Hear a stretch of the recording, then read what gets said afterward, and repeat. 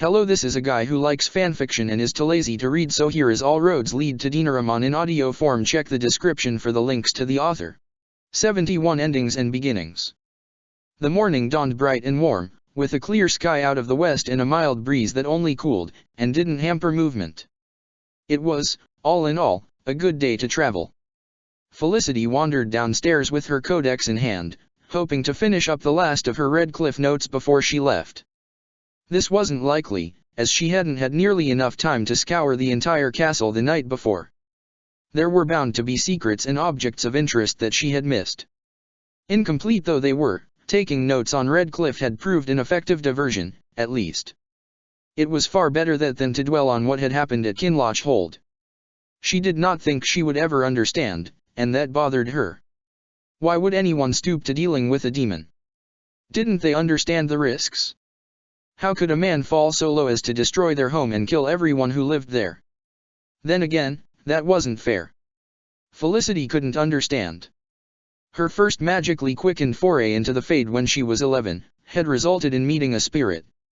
A good spirit who, unlike demonkind, had meant no harm at all, and the ensuing ordeal had been enough to caution her away from ever making any more deals with Fade creatures. It was an experience that other mages did not have. When it came to understanding the temptation, she had no point of reference. And yet, she wanted to understand. She needed to, on a fundamental level, because she could simply not comprehend a world where such terrible things were allowed to happen. Blood magic, and demons, and the blights, and Cullen. Maker, Cullen. Every time she thought of him, she heard his words again, and she wanted to curl up in a ball and cry. And so, she buried herself. She logged events, and drew maps, and kept notes of such detail that there was no time to be upset. As a healer, she knew there were healthier ways to deal with pain, but she was hard-pressed to think of one. When she got there, the castle dining hall was still waking up, with a handful of servants scurrying about between a cluster of groggy guardsmen and an ornery old woman with a cane. Percival sat bleary-eyed at the end of one of the tables, his hound at his feet. He was staring at the breakfast plate in front of him as if he hadn't even registered its presence yet. Felicity sighed in sympathy. Being a Grey Warden meant a lot of mornings like that, when the nightmares were particularly bad. Felicity nodded a greeting to Percival and dropped her codex on the table 2 seats down. Hugo's head shot up, and he barked a happy greeting, his tongue lolling. This seemed to startle the nobleman out of his stupor, and the man started picking at his plate. Felicity bent down to scratch the dog behind his ears, then straightened and opened her codex to her most recent entries, maps of Redcliffe and the environs, notes on the various citizens of import, and the odd jotted memo to look into something that had caught her curiosity. Percival peered over and pulled a map of the castle from between the pages. There's a secret passage there. He finger-tapped a blank wall in the dungeons. Felicity blinked. There is. It leads out through the windmill. It's how Alistair and I got into the castle during the siege. Percy turned back to his breakfast, and Felicity could only sigh and make a note to investigate that when next she came to Redcliffe. Raised voices approached from the hallway. Warden, but it's out of my hands.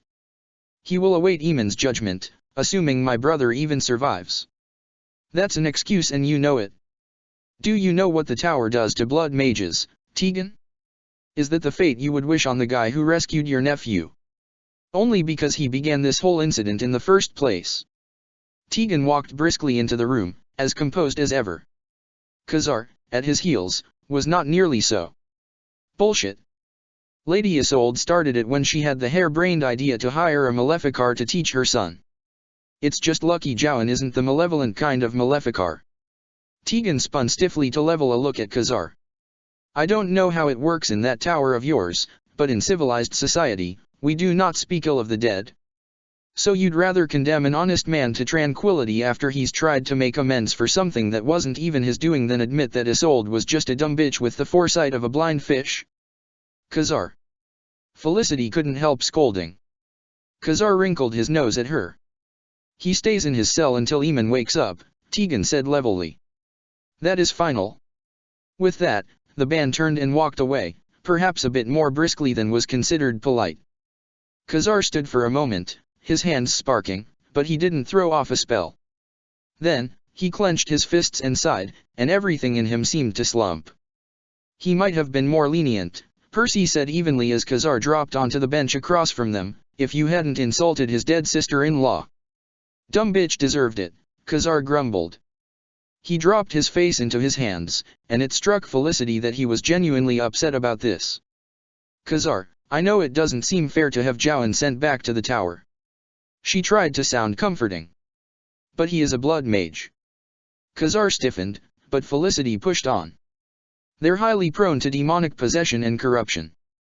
Perhaps it's better to have his connection to the Fade cut, for everyone's sakes. We can't afford what happened at the Circle Tower to happen again. Maker forbid. Khazar raised his head from his hands, his face livid. So you'd suck out a man's soul on the off chance he might get possessed? Why not tranquil every mage in Thedas, then, while you're at it? He's a Maleficar, Khazar. His soul already belongs to the demons. It's different. No, it's not. That's all just a load of chantry propaganda. And that's a fact for your damned book, Amel. Felicity fell quiet, realizing she would not convince him to step down from his stance. Khazar was a creature of passion, not logic, and his heart was too tied up in the subject of Jowan for him to see reason. It was actually sweet, how hard he was fighting to save his friend, even after everything. A servant came by with 2 plates of meat and eggs, and dropped 1 plate in front of each mage. Khazar dove into his with the gusto of both a young man and a grey warden. Percy sighed into the silence, rubbing a temple. Felicity cast him a curious look, her healing instincts springing to life at the slightest indication of pain. Are you all right? Percival shrugged. Just a bit of a headache. The look he cast back at her bordered on a smile. Finn and I found the wine cellar last night. Oh, I see. For a moment, Felicity considered refusing to heal him, as a lesson on the consequences of excess. But no, they needed every warden at full capacity, for the road. I might know a tonic for that. That's not necessary, though Finian might need it. He was pretty far gone. Percy stirred his plate, his brows furrowing as he continued softly, at least, I hope he was. I can't think of any reason he'd flirt with me sober. Khazar choked. Felicity stared at Percy in shock. He what? Percy froze, apparently unaware he'd said that last bit out loud. It was nothing. Just a couple throwaway words. He probably didn't know what he was saying. Khazar mastered himself and said sharply, you know that Finn fancies men, right? Percy stared at him wide-eyed. No. Well, he does. Apparently noble men. The color drained from Percival's face. Felicity tried to gather her knowledge on the subject. It's not unheard of. A couple of mages in the tower have been known to be caught dallying with members of their own gender, though I don't see the biological benefit of such an action. Khazar snorted. You think sex is about biology? If anything, biology is the unwanted part of it. Just ask our friend the reformed rake, here. Percy didn't seem to be in any state to answer questions. He was pale and staring at nothing, obviously running over things in his mind. Khazar, you are far too young to be speaking so baldly about such things. Something dark passed over Khazar's face, and he abruptly shut down. Get stuffed, he grumbled, going back to his food. Now, he just picked at it. A disconcerting reaction, when she had expected protests about how he wasn't a kid anymore or something. Still, both of her companions had retreated into their own thoughts, so Felicity could only sigh and turn back to her notes. However, she quickly found that she couldn't concentrate, so she closed the codex and put it in her bag, supposing she should go take inventory of their supplies before they left. Grabbing a biscuit in her bag, she headed out of the castle, only to find the entrance courtyard a flurry of activity.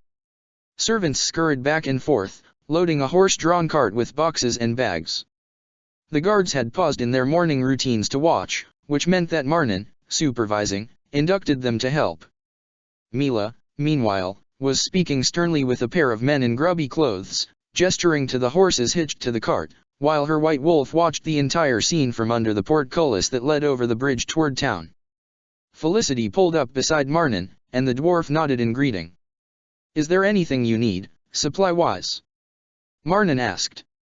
Felicity smiled, glad the dwarf had already gotten the process started.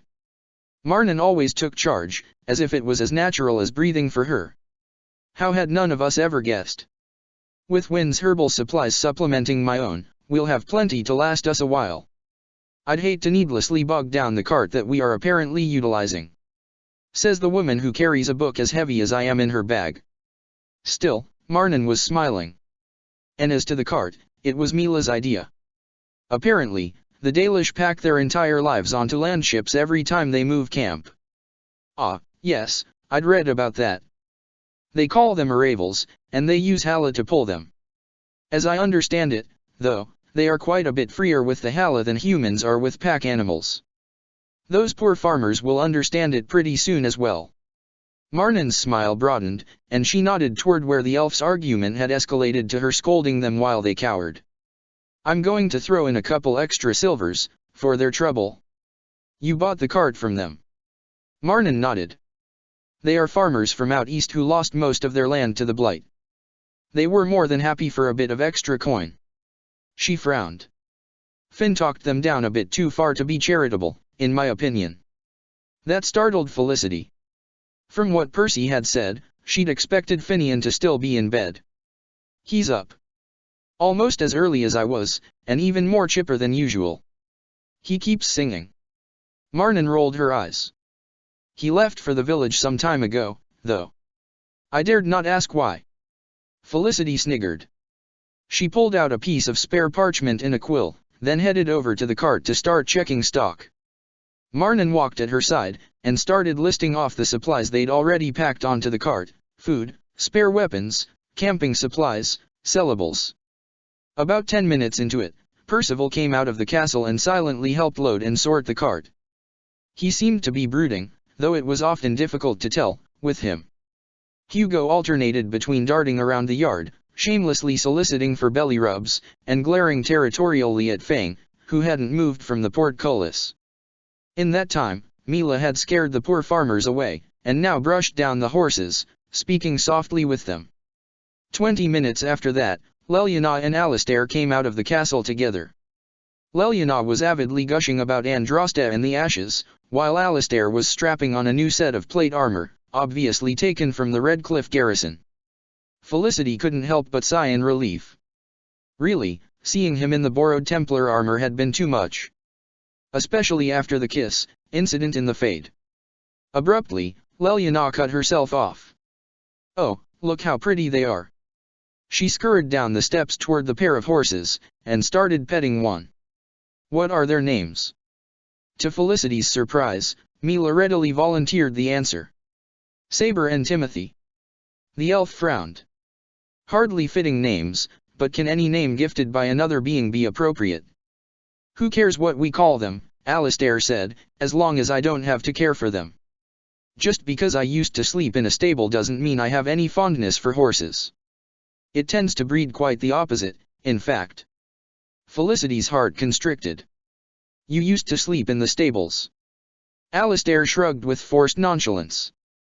Lady Isolde wasn't particularly fond of me. But still. To make you sleep in the stables? She can't have been a very nice woman to do that to a child. In her defense, she did worry that I was Eamon's bastard son. I wasn't, but she didn't know that. She felt threatened by me, I guess. So, into the stables I went. Felicity sighed, because this was no subject to be flippant about. Still, she couldn't press it. Presently, Finian came through the castle entrance, ducking to give Fang a quick pat as he passed. He balanced a huge crate precariously in his arms. His face brightened as he saw them. Oh, good. Alistair, bring your Templar armor. What, why? Alistair blinked. And how did you know I had Templar armor? Finian dropped the box on the back of the cart, and Felicity opened it up to count whatever was in it for inventory. Chantry robes? She asked in confusion. Finn grinned. When we get to Denerim, we're going to be refugees from a village chantry near Lothering. The guard goes light on chantry representatives, and, if dressed as Templars, a couple of our fighters could stay armed without raising eyebrows, even in town. That's a good idea, Lelyana said thoughtfully. It's simple, and no one will question why so many of us are together that way. The one problem was that I can't find anything that would cover up Khazar's and Mila's tattoos. Finn looked up at the healer. Felicity, do you know of any flesh-colored pastes or anything? Mila protested before Felicity could even turn the question around in her head. What makes you think I will hide my Valislan? It's very distinctive, Finn said apologetically. We can't properly blend in with it showing. Wait, I don't like this, Marnan said with a frown. Why are we preparing disguises? Well, we're going to Denerim, Finn said with a shrug. Loghain's seat of power. And he's already sent the one assassin after us. If he finds out we're nearby, I doubt he'll balk at sending more. This will make us able to wander the city without his knowledge. Can we not simply confront him and have this done with? Marnan sighed. What am I saying? No, I suppose a politician is a politician, no matter the race. Very well, but how do you expect to explain my presence? From my understanding, even surface dwarves are uncommon in the Chantry. Finn's smile turned sheepish. I hadn't gotten to that one yet. So, wait, Alistair groaned. I'm still going to have to wear that Templar get-up? Do I have to pretend to be a stodgy, pious Templar?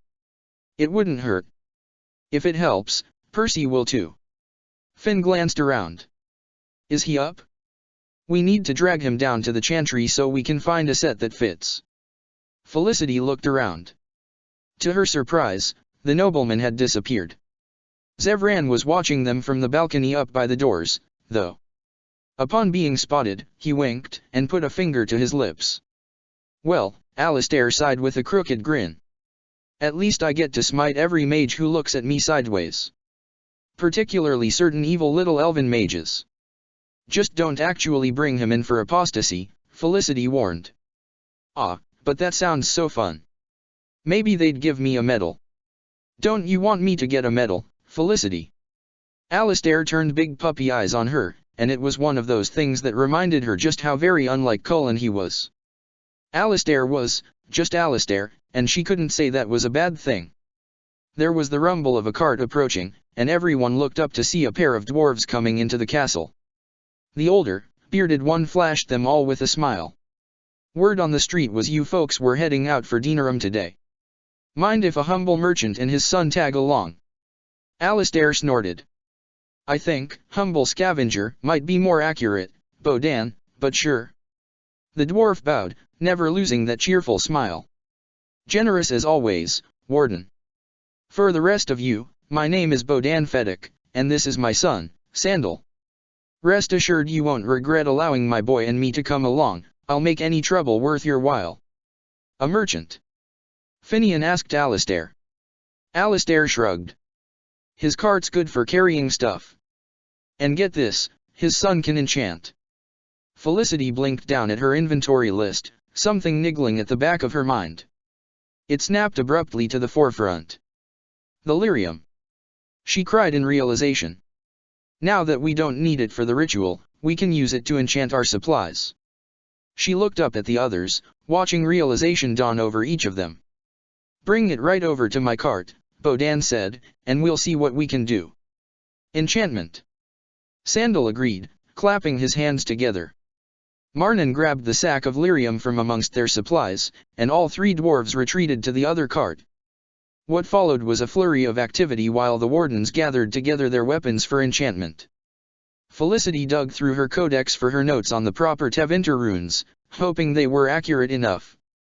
Every weapon that could hold an enchantment was inscribed with a Silvrite rune, of course, except for Finian's offhand dagger, upon which he requested a Paralyze rune instead. Alistair further stacked a Hail rune onto his sword, Lelyana put a Slow rune on her bow, and Mila's bow was inscribed with a Cold Iron rune, for undead.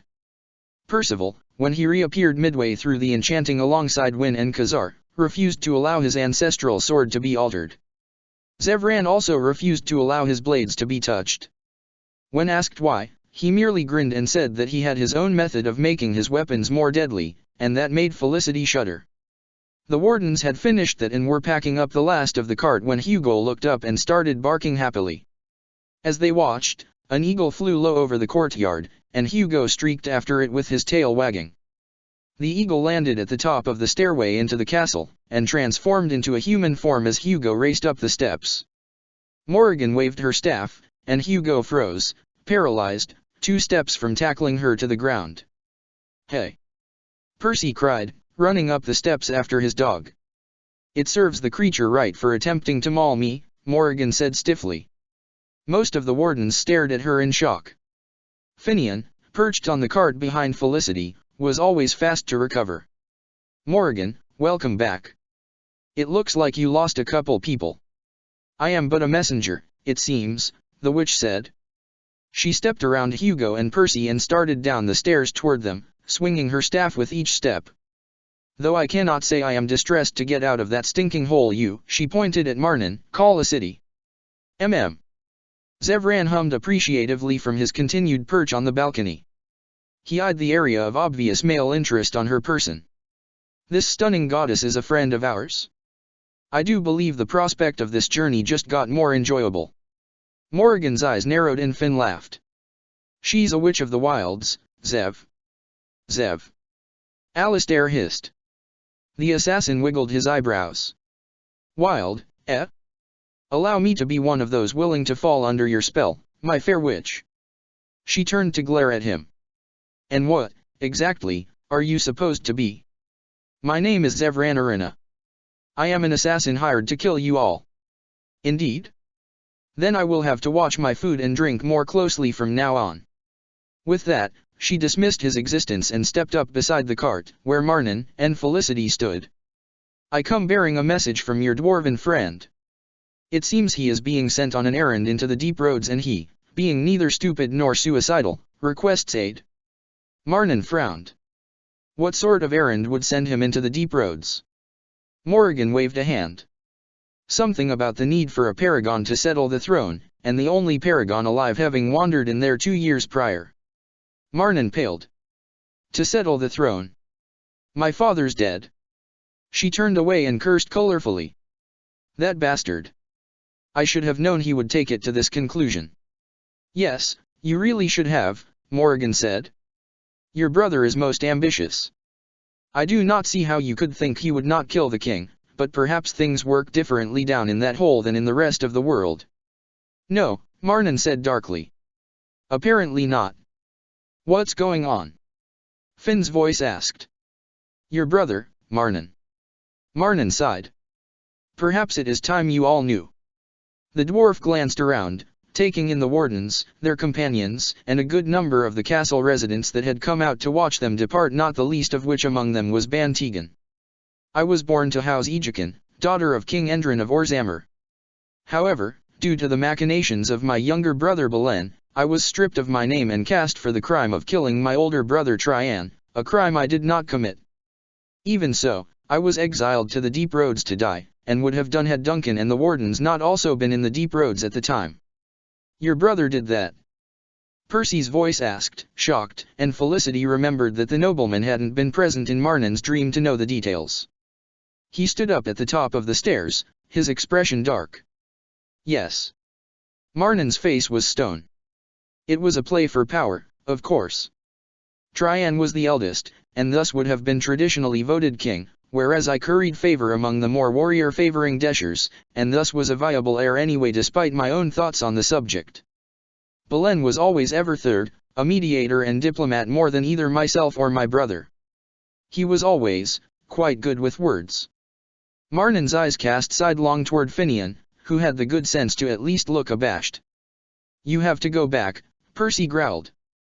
"Depose this usurper." "To what end?" Marnin asked sharply, spinning to face the noble, the other noble, Felicity supposed. "To take the crown for myself? I do not want it. I never have." "He's betrayed you, and your family," Percy said simply. "His family? That cannot go unpunished. And cast my home city into chaos with the loss of the last heir." Marnin turned back to Morrigan with a sigh. "You said the succession is in dispute. Who are the other candidates?" "There is only one, Lord Harrowmont, I think his name was." That name apparently meant something to her, because Marnin's face spread into a relieved smile. Pyrrhus still standing against him? Lord Harrowmont is an honorable man.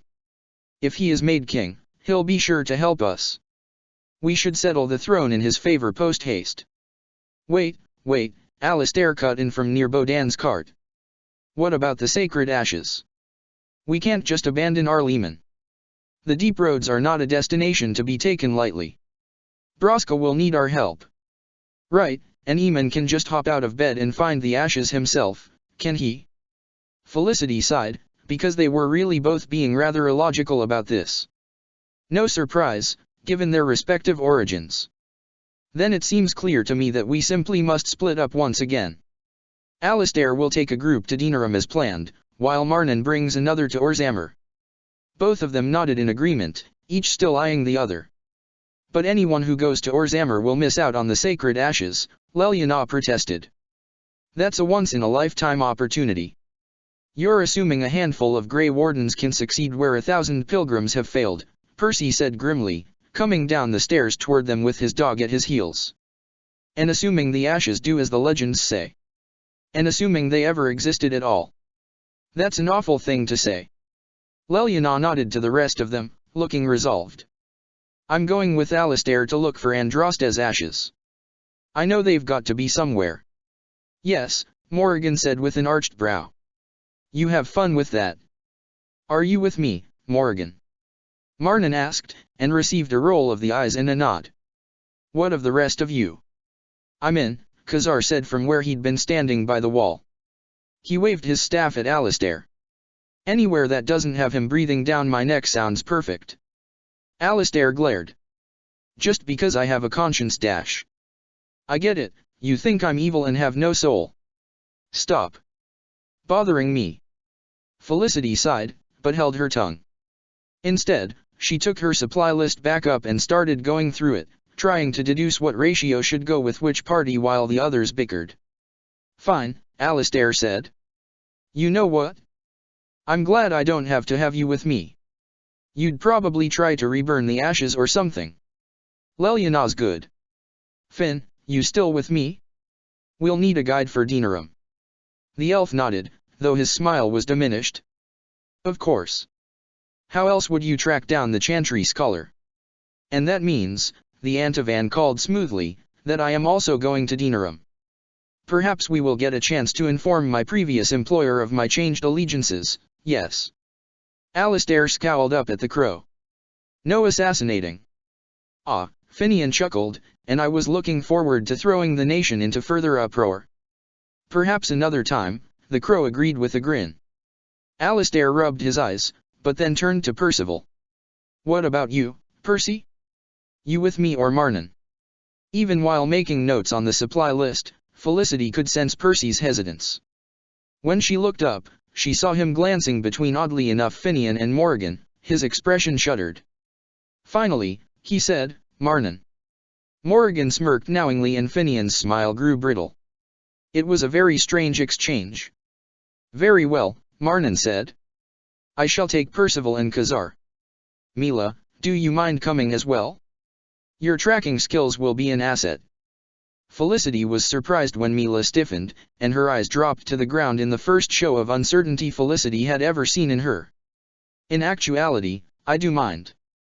I suspect I will be unable to perform at my best in these deep roads. Marnan's brow furrowed. It wouldn't be much different from tracking on the surface.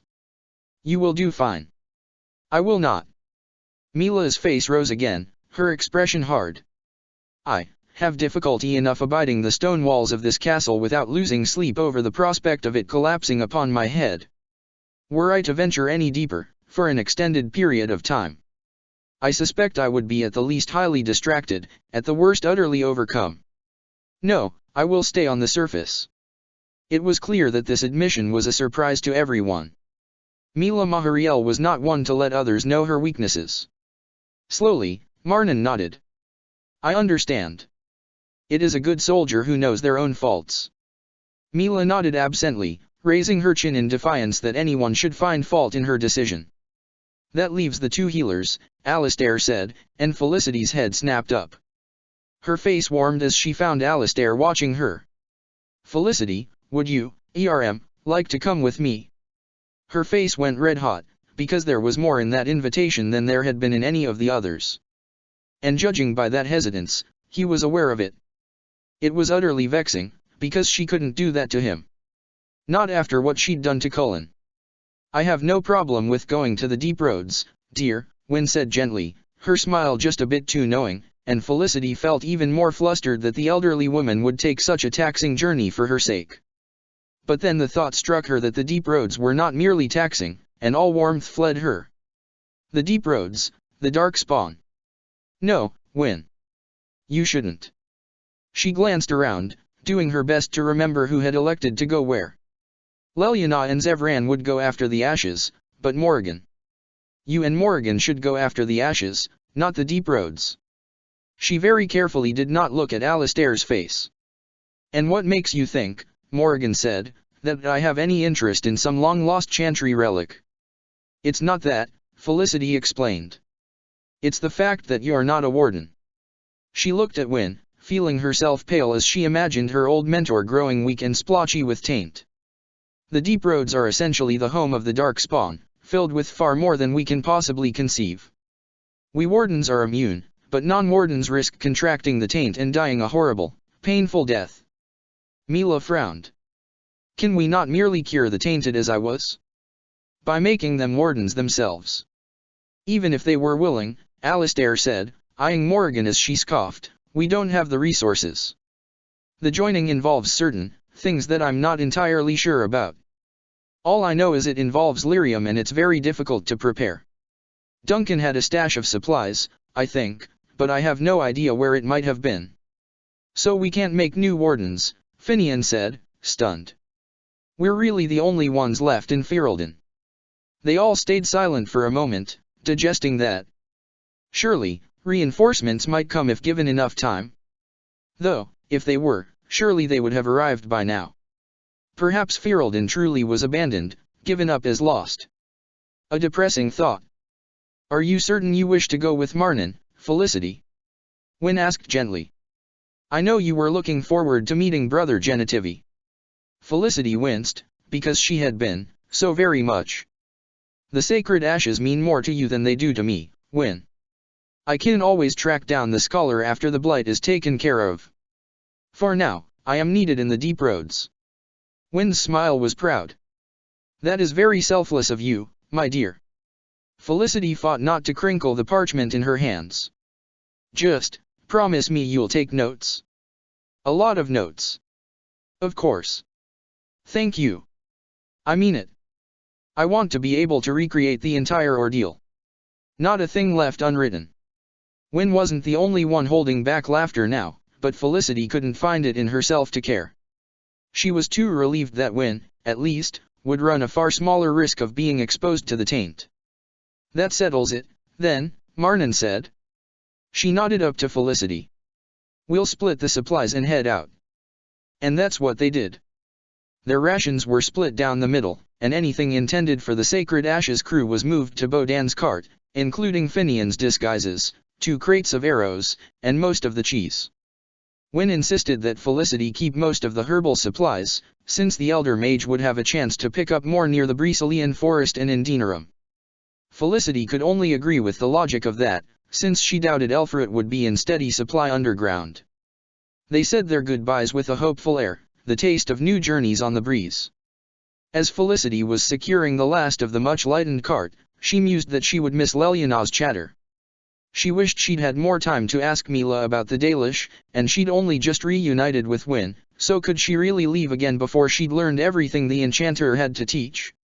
And, of course, she would miss Alistair, though she dared not dwell upon the pang that thought provoked. It was only as Marnan was leading their group out that Felicity spent one last glance back at him as she followed the cart. He was watching her, his face an open book of hurt and longing, and it occurred to her that she had put that there. No, it was better this way. She couldn't risk turning him into another Cullen, better to end it early. But then she saw Leliana sneak up next to him and give him a whisper and a nudge, and after that he was running toward her, his armor clanging with each step. She stopped and waited, something in his eyes making her heart race. And then he was there, his arms tight around her and his lips pressing against hers. The kiss was chaste, but not devoid of meaning because of it. His armor was hard and cold against her, but it promised strength and protection even as the hand cradling her head whispered of gentility and devotion. Her knees nearly buckled, so she clung hard to the planes of his chest. It was over too quickly, and they spent a moment just looking at one another after parting, something new and wonderful sparking between them. And then, Felicity registered their audience complete with catcalls and hisses from certain mages, and she felt her face flush as she pulled away. Judging by the reddening of his cheeks as they stepped away from one another, he had come to the realization at the same time. Still, he smirked, and it was just so Alistair that Felicity wondered how she could ever have thought he was like Cullen. "Sorry. I guess I just couldn't let you leave without making things really awkward." She smiled reassuringly. At least it was properly dramatic. "You think so? And here I thought it was awful timing, but I guess that makes good drama." He fidgeted, and it was both endearing and exasperating how childlike such a gesture was. "Just take care of yourself, Felicity? Please."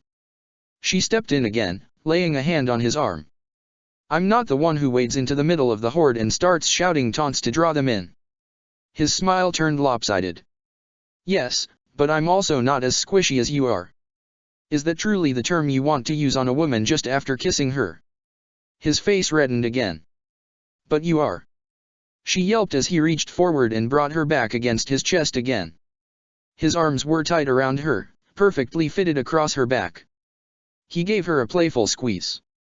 "You're all soft and huggable. I'm not saying it's a bad thing." She giggled, because this was probably the most ridiculous conversation they could be having right now. "Huggable?" "Yep," he said solemnly, "except for that crooked grin. Remind me to see about expanding your vocabulary when we meet again. I'll hold you to that." And this time, as Felicity started off, she was looking to the future with more than mere planning. There was hope, there, too, and an unspoken promise. 72 Shadows and Dreams. The archdemon's song keened to him, as it did to all of them when they slept. Years' worth of drills on how to protect his mind while sleeping went up in so much tainted smoke when the dragon whispered its demands in a language he couldn't understand. Its presence was oily and unpleasant, clinging to his soul even as he tried to retreat from it. He saw the dragon flying through a great canyon, bathed in red light and listening to the growls of hundreds, thousands of its followers below. The archdemon roared, and he shuddered and resisted its insidious pull. His blood burned. And then, there was a pull from another direction from somewhere else and a sensation of being tugged through a curtain and doused in cold, purifying water. Khazar gasped and opened his eyes to see a generic Fade landscape around him. He was sitting under a ruined stone structure, the Fade's twisted flora a familiar sight around him. He sighed and leaned back against the cracked wall behind him, waiting for the burning ache in his blood to abate. Darkspawn dreams always did that, and it wasn't a sensation he liked, because it wasn't something he could fight against. Not that the Fade was much better lately. He could sense them, lurking just outside the blurry edges of his awareness. They whispered in voices made of oil and sin, their dark forms flitting around just at the corners of his eyes, but gone when he turned his head. He tried to keep his shields up. He needed to defend against them, but between this and the Darkspawn dreams, he was just too tired to last much longer. Blast it, why had he thought blood magic was a good idea? And just what had pulled him here, out of the archdemon dream anyway? He heard something skitter behind him on tiny claws, and Khazar jumped to his feet at the sound. He whirled and shot off a fireball without thinking, and it slammed ineffectually into a ruined wall and dissipated. The voices at the edge of his awareness tittered.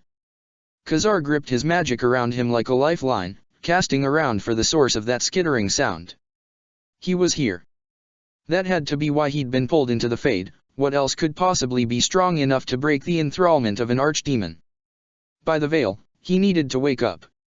Why couldn't he just wake up? There was another sound to his right, the shifting of pebbles, and Khazar shot a burst of ice that froze a 100-degree arc around him in place. He panted now, his breath misting in the bitter cold in the air. But this was the Fade, it shouldn't have air. The thought crossed his mind that Felicity or Wynne might have been able to explain that. They might have been able to help. But he didn't dare go to them, because then they'd know. They'd know about his mistake, his moment of weakness. They'd know that he was more frightened by the shadows in his dreams than anything else in his life. The archdemon was a threat that could be taken down with swords and spells. This was not. This was an insidious encroaching, whispers weakening his mind until he could only yield out of sheer exhaustion. The Fade was a land of willpower, and Khazar had always thought himself as having plenty of that. Bluster, all of it. As the shadows at the edges of his mind closed in, he could feel himself bending under their weight. The only thing that kept them out was his fear of what giving in would make him become. The whispers had a response to that thought, promising power and sex and blood and anything else he might desire, and his knees buckled under the weight of his own indecision. He covered his ears with his hands, even though he knew that did nothing to ease the pressure on his mind. "This isn't real," he whispered. "If I don't let you in, you can't touch me." A low, rumbling laugh somewhere in the fog behind him had Khazar leaping to his feet and spinning around. He launched a torrent of lightning in that direction, pouring all his terror into the maelstrom. The broad, towering shadow on the edge of the Fade disappeared, blinking out as if it had never been, and the whispers abruptly stopped. Khazar released the spell, panting. His nerves were frayed, ready to twitch into action at the slightest sound. But all was silence. The demonic presences he'd felt around him dissipated like so much smoke. Was this a reprieve? Or a trick? He couldn't trust his own perceptions here. Just because the threat seemed gone didn't mean it was. "You learn your lessons well, mage," a voice drawled in his ear, and Khazar's heart stuttered to a stop. He hadn't even been aware of the rodent perched on his shoulder. Had he been there this entire time? "It will make victory all the sweeter when you finally yield to me." And then, Mouse laughed, his voice growing low and demonic. Khazar felt it wrapping around him, making the air heavy and black. He screamed and threw his magic wide in an electric burst all around him, only to bolt upright in bed, his form still lighting up the tent with the lightning flitting around his form. "Ow!" Khazar yelped and spun, the lightning around him sparking, only to see a ruffled-looking Percival Cowsland squinting at him from his bedroll. The nobleman was rubbing his shoulder. The tent flap opened, and a dog and a dwarf both poked their heads in. Hugo immediately crossed to Percy, snuffling about his master's form. "Is everything all right?" Marnan asked. "I heard lightning being cast." Khazar realized he was still sparking, and snuffed the last of his spell. The tent went dark. "It's fine," he said stiffly. "Just a bad dream." "The archdemon." "Yeah." Percy's sigh filled the tent. "I as well. I can't say I'm sorry you woke me, Khazar." In the darkness, Khazar could see the dwarf's silhouette turning toward the nobleman. "Were you hit? Should I go wake Felicity?" "It's fine. Just a bit of a shock." "Is this normal, Khazar? Casting in your sleep? Do we need to worry about separating you during camp?" Percy said it was fine, so it's fine, Khazar snapped. He stood up and shoved past the dwarf out into the night. It was cloudy and dark, the only light a low campfire between the two tents. Somewhere beyond their camp, off in the darkness, was Morrigan's tent, always separated. Maybe she had the right idea of it. Khazar crouched next to the fire and heard Marnan walk up behind him. He didn't bother hiding his scowl. "I apologize if what I said was ignorant. I just don't want undue harm to come to anyone. Because I'm too dangerous to let around other people, right?" In the low light, Khazar could see her puzzled frown. "That is not what I said." It might as well have been. By the Fade, he missed Finn and Mila. Marnan just didn't get him. None of them did. At the same time, he was glad the other elves weren't here. They'd just know. Or Finn would wheedle it out of him, at least. "Khazar. Go to bed, Marnan. I'll take watch. I don't know that I should leave you in this agitated state." Khazar laughed, and it sounded bitter even to himself. "Don't you know? I'm always agitated. Go. It's fine." She sighed, but nodded, and turned to duck into the girl's tent. Khazar heard Amel's voice raised in a sleepy question, but Marnan's short answer seemed to satisfy the nosy twit, because he heard nothing more from that tent. Khazar sat beside the campfire, finally letting himself hug his knees to his chest now that he was out of sight of everyone. His nerves were on end, every shift of the wind and rustle of leaves making him twitch. He kept expecting to see a pair of beady eyes glinting from underneath the bushes at the edge of camp. It was all from his nightmares, but that didn't mean it wasn't terrifyingly real. 73 A nighttime visitor. Between the lingering song of the archdemon and a persistent ache where Khazar had inadvertently zapped him, Percival had difficulty going back to sleep. He sat in the darkness of his tent, running a hand idly through Hugo's ruff. Outside, there was a shriek and a blast of fire, and Percy just rubbed his eyes in exasperation as he heard Marnan come bursting out her tent again, firing off questions. Khazar's voice was too soft to hear the words, but his tone sounded sheepish. It was going to be a long night for them all, it seemed. Hugo shifted, his body tensing as something small and furry squeezed through the still open tent flaps. A moment later, Hugo's tail thumped into Percy's knee in greeting, and a familiar silhouette peeked outside through the flap. "My," Morrigan said, sounding amused as she dusted herself off, "but he is rather jumpy tonight. I've never seen someone leap so high at the sight of a harmless little mouse." "Morrigan," Percy growled. "What are you doing here?" That piercing gaze turned to him, glittering in the dark. "By such a question, I assume you do not pertain to the meaning of life, or something so existential as that." "In my tent, Morrigan." "What are you doing in my tent?" "I do believe this is the communal tent of multiple wardens, and is therefore not yours at all. Gnash your teeth all you like, I am not leaving until I wish it." This was bad, already, her scent was wafting over to him, enticing him. "If you think you can just crawl into my bedroll. Oh, do get over yourself. I am hardly some love-struck schoolgirl who is blinded by a pretty face and a bit of troubled moping.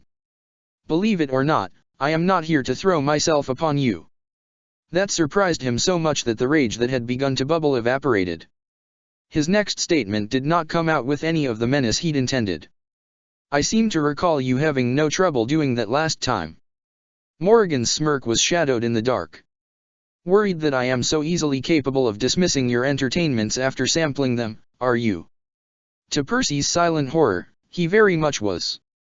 He had once had sex down to an art, an experience that had women young and old clamoring for his talents, and rarely just once. It was Percival who decided whether he might bed a particular woman a second time. Never was it the woman to turn him down. "I find your silence to be quite telling," Morrigan sang softly, that wicked smile on her face. Percy once again had to fight the dual sensation of wanting to grab her and shake her and wanting to pull her close against himself. More of the former at the moment, though. "Get out," Percival growled, the rage returning. Hugo whined in protest. "Hugo, no. Earlier today, she paralyzed you. People who paralyze you cannot stay in our tent." Hugo whined again, licking Percy's hand. "I believe the true alpha has spoken," Morrigan said smoothly. "Perhaps he is not the dumb, mangy beast he seems." Hugo's tail wagged, but his whine sounded confused. "You still haven't answered my question," Percival said sharply. "And I have no intention of doing so. Am I not allowed to sit where I please? This is as much my camp as it is yours, you know." Percy sighed and threw himself back on the bedroll. "Maker, you're impossible," he groaned, rubbing his eyes. "If you truly find my presence so repulsive, perhaps you should have picked the elf instead." And just like that, Percival's exasperation fled. He froze, one hand still over his eyes, trying to get his mind started again. What do you mean?" She scoffed. "Do not pretend that either of us is stupid, it demeans us both. I saw the way you looked at him today, like a badger cornered by a wolf."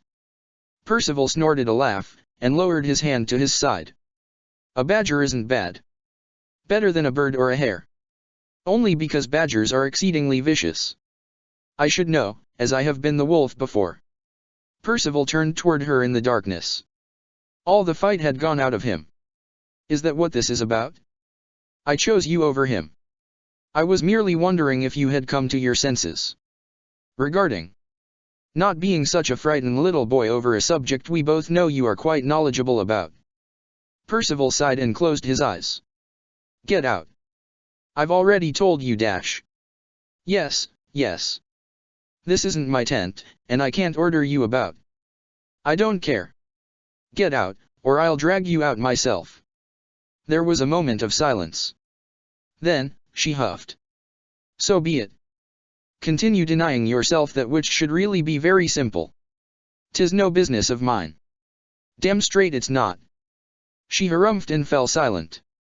When Percival opened his eyes a moment later, she was already gone. 74. A fundamental part of living. I still don't understand, Mila. Andraste was the one who freed the slaves.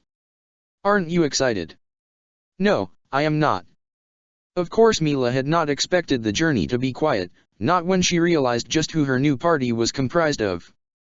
Between the still somewhat heated banter that sprang up between Finn and Alistair, Zevran's frequent innuendos, and Lelianas' Mila Mahariel was certain that any game within miles would have been chased off by the constant noise, had the blight not done that already. Harinwin alone seemed to appreciate the peace of silence, and so the Dalish elf found herself the most at ease when she walked alongside the elder woman. Occasionally, the healer would pause by the roadside to pick a plant, detailing the various medicinal uses for such an herb. A good supplement, Mila found, for the brief lessons Linnea had taught her, but the woman was otherwise quiet, simply enjoying the warm weather, and occasionally casting kind, if somewhat baffled, looks at the antics of the others. But the Dalish elf could hardly avoid it altogether. Thus, when the resident Chantry sister sidled up next to Win and began asking her about the ashes, Mila was unwittingly roped into it. The bard continued. People have been looking for her ashes for 1,000 years. Can you imagine? We might be the first to find them. Don't get too excited, dear, Win said gently. If we do, it certainly won't be easy. But if anyone can do it, the wardens can, Leliana said with utmost confidence. The Maker smiles on them. The Dalish elf shot her a hard look. Just what about having lost most of our order, including our commander, and being betrayed by the king's advisor, makes you think your Maker smiles upon us? I believe he does, she said calmly. I have seen you wardens do amazing things so far, and I know I will see you do more. You give people hope in a very dark time. That is why, if Andraste's remains are to be found by anyone, it must be you. Or perhaps it is all some great jest by the dread wolf, who is only building us up to fail for his own amusement. I can't see how any deity would find the blight amusing. Your gods must be very cruel if you believe that. Mila did her best not to pounce on the other woman right there. The one god certainly is, but only because he tricked our benevolent creators into trapping themselves where they cannot reach us. At least the creators do not willingly turn from us in a time of need, as your Chantry claims your Maker does. But I believe the Chantry is wrong about that. Leliana protested vehemently. The Maker is here. He does care about us. That is how I know we will win. You speak of winning and losing as if this is some sort of tourney with a chance at clean victory. When the blight corrupts everything and kills entire villages, can any such thing possibly exist? How could your Maker allow such a thing to happen in the first place? It is not his fault. It is the old Tevinter Magisters who corrupted the Golden City and began the Blight Dash. And your Maker was powerless to stop them. How can you claim he is all-powerful, then? And yet your creators did nothing as well. Because they were trapped by one of their own. Not because they grew upset with us and decided not to interfere in favor of pouting like a child denied a toy. Because we betrayed and murdered the woman he loved. Would you not be angry with someone, if they had done the same? Mila threw her hands in the air. But this is my point. How selfish is it, for your Maker to deny the rest of the world his care, simply because of something that happened centuries ago to a single woman? You cannot call the Maker selfish. You cannot know his mind. And yet you claim to. The women glared coldly at one another, until Win's sigh broke the silence. And that, I think, is enough of that discussion. I am sorry you feel that way, Mila, Leliana said softly. Truly, I am. Even if you don't believe in him, I know the Maker will watch over you. Don't patronize me, Shemlin, the Dalish elf growled. I don't need your empty platitudes. They are not empty dash. Girls, Win cut in wearily. Please. Mila obligingly fell silent and turned her efforts to ignoring the bard's existence, if only because she didn't want to upset the Harin she owed so much to. Upon turning her attention forward, she noticed the boys glancing over their shoulders at them with some concern. Mila could feel her face flush. It was usually not in her nature to make such a scene.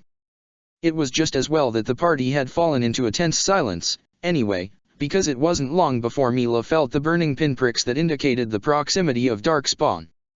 On reflex, she whipped out her bow, and she saw Alistair and Finian draw their weapons at the same instant. Following their lead, their companions also got into ready stances, and a glance behind them ensured that Bodan and Sandal had stopped their wagon and were looking for a defensive position. They were on a stretch of road that had once been farmland, scattered with a few ragged, sick copses of trees. Gently sloping hills obscured the sight, but Mila guessed that Lothering couldn't be more than an hour ahead of them at this point. Still, the curves and dips of the farmland were sufficient to block the sight of the darkspawn Mila knew to be nearby. She heard a guttural growl to the right, and whipped her bow toward the offending sound. A moment later, a trio of genlocks ran over a hill into view, Fang growling and nipping at their heels. Mila let fly without even thinking of it, taking one of the creatures in the side. A moment later, another arrow tore through its throat. The Dalish elf glanced sidelong at Leliana. This, at least, was one thing they had in common. Even as Mila let her next arrow fly, she was aware of darkspawn emerging from the dips and turns in the land all around them. She had a rhythm to these kinds of fights, aiming and loosing, and then reaching for her next arrow before the previous had hit its mark. On some level, she knew the boys engaged the creatures around them, but her focus was on the archers that hung back to take her comrades out from behind. And then, an emissary stepped over the hill, waving its arms in glowing circles. She knocked an arrow and took aim, but too late. Lightning burst forward from the emissary's hands, and the party was engulfed in a tangle of burning bolts that bounced between them. Mila jerked under the burning pain, dropping her bow. Everything went numb and white for a moment, then screamed back to life in pinpricking agony. She was on the ground, her limbs floundering every which way, unable to draw breath correctly as her lungs twitched and locked up of their own accord. Then, a curious warmth settled over her, soothing the burned muscles and returning her body to her own control. She took a deep, much-needed breath and looked up to see Wynne still standing. The healer stood with her arms outstretched, one hand over Mila, and one over Leliana, with healing magic pulsating around her in a way that Mila had never seen any keeper or healer accomplish before. Wisps of light flickered around her. A glance over at the emissary revealed that Fang had taken down the spellcaster, but the wardens weren't out of danger yet, given the dozen darkspawn that charged in at their prone forms. Mila didn't waste time recovering. Her bow had been dropped and had clattered out of reach by the side of the road, but that didn't mean Mila was defenseless against the darkspawn that circled around them. The elf sprang to her feet and drew her hunting knife, slashing out at the nearest genlock with vigor that denied the vestiges of pain still settled into her muscles. Out of the corner of her eye, she saw Leliana draw twin daggers to do the same. Wynne started forward, running for where the boys remained prone, but a pair of hurlocks charged in to block the healer's path. Mila dove in front of the healer, slashing out with her knife, and one skittered back, growling through the newly opened slash at its throat. Mila felt the other dig claws into her side, and it took a couple stabs to pry the creature off her. Fang loped in to finish off the other. Wynne fell to her knees over the boys' forms and began to glow, and Mila took it upon herself to guard the healer while she worked. They were surrounded by a ring of darkspawn, the monsters spitting and growling.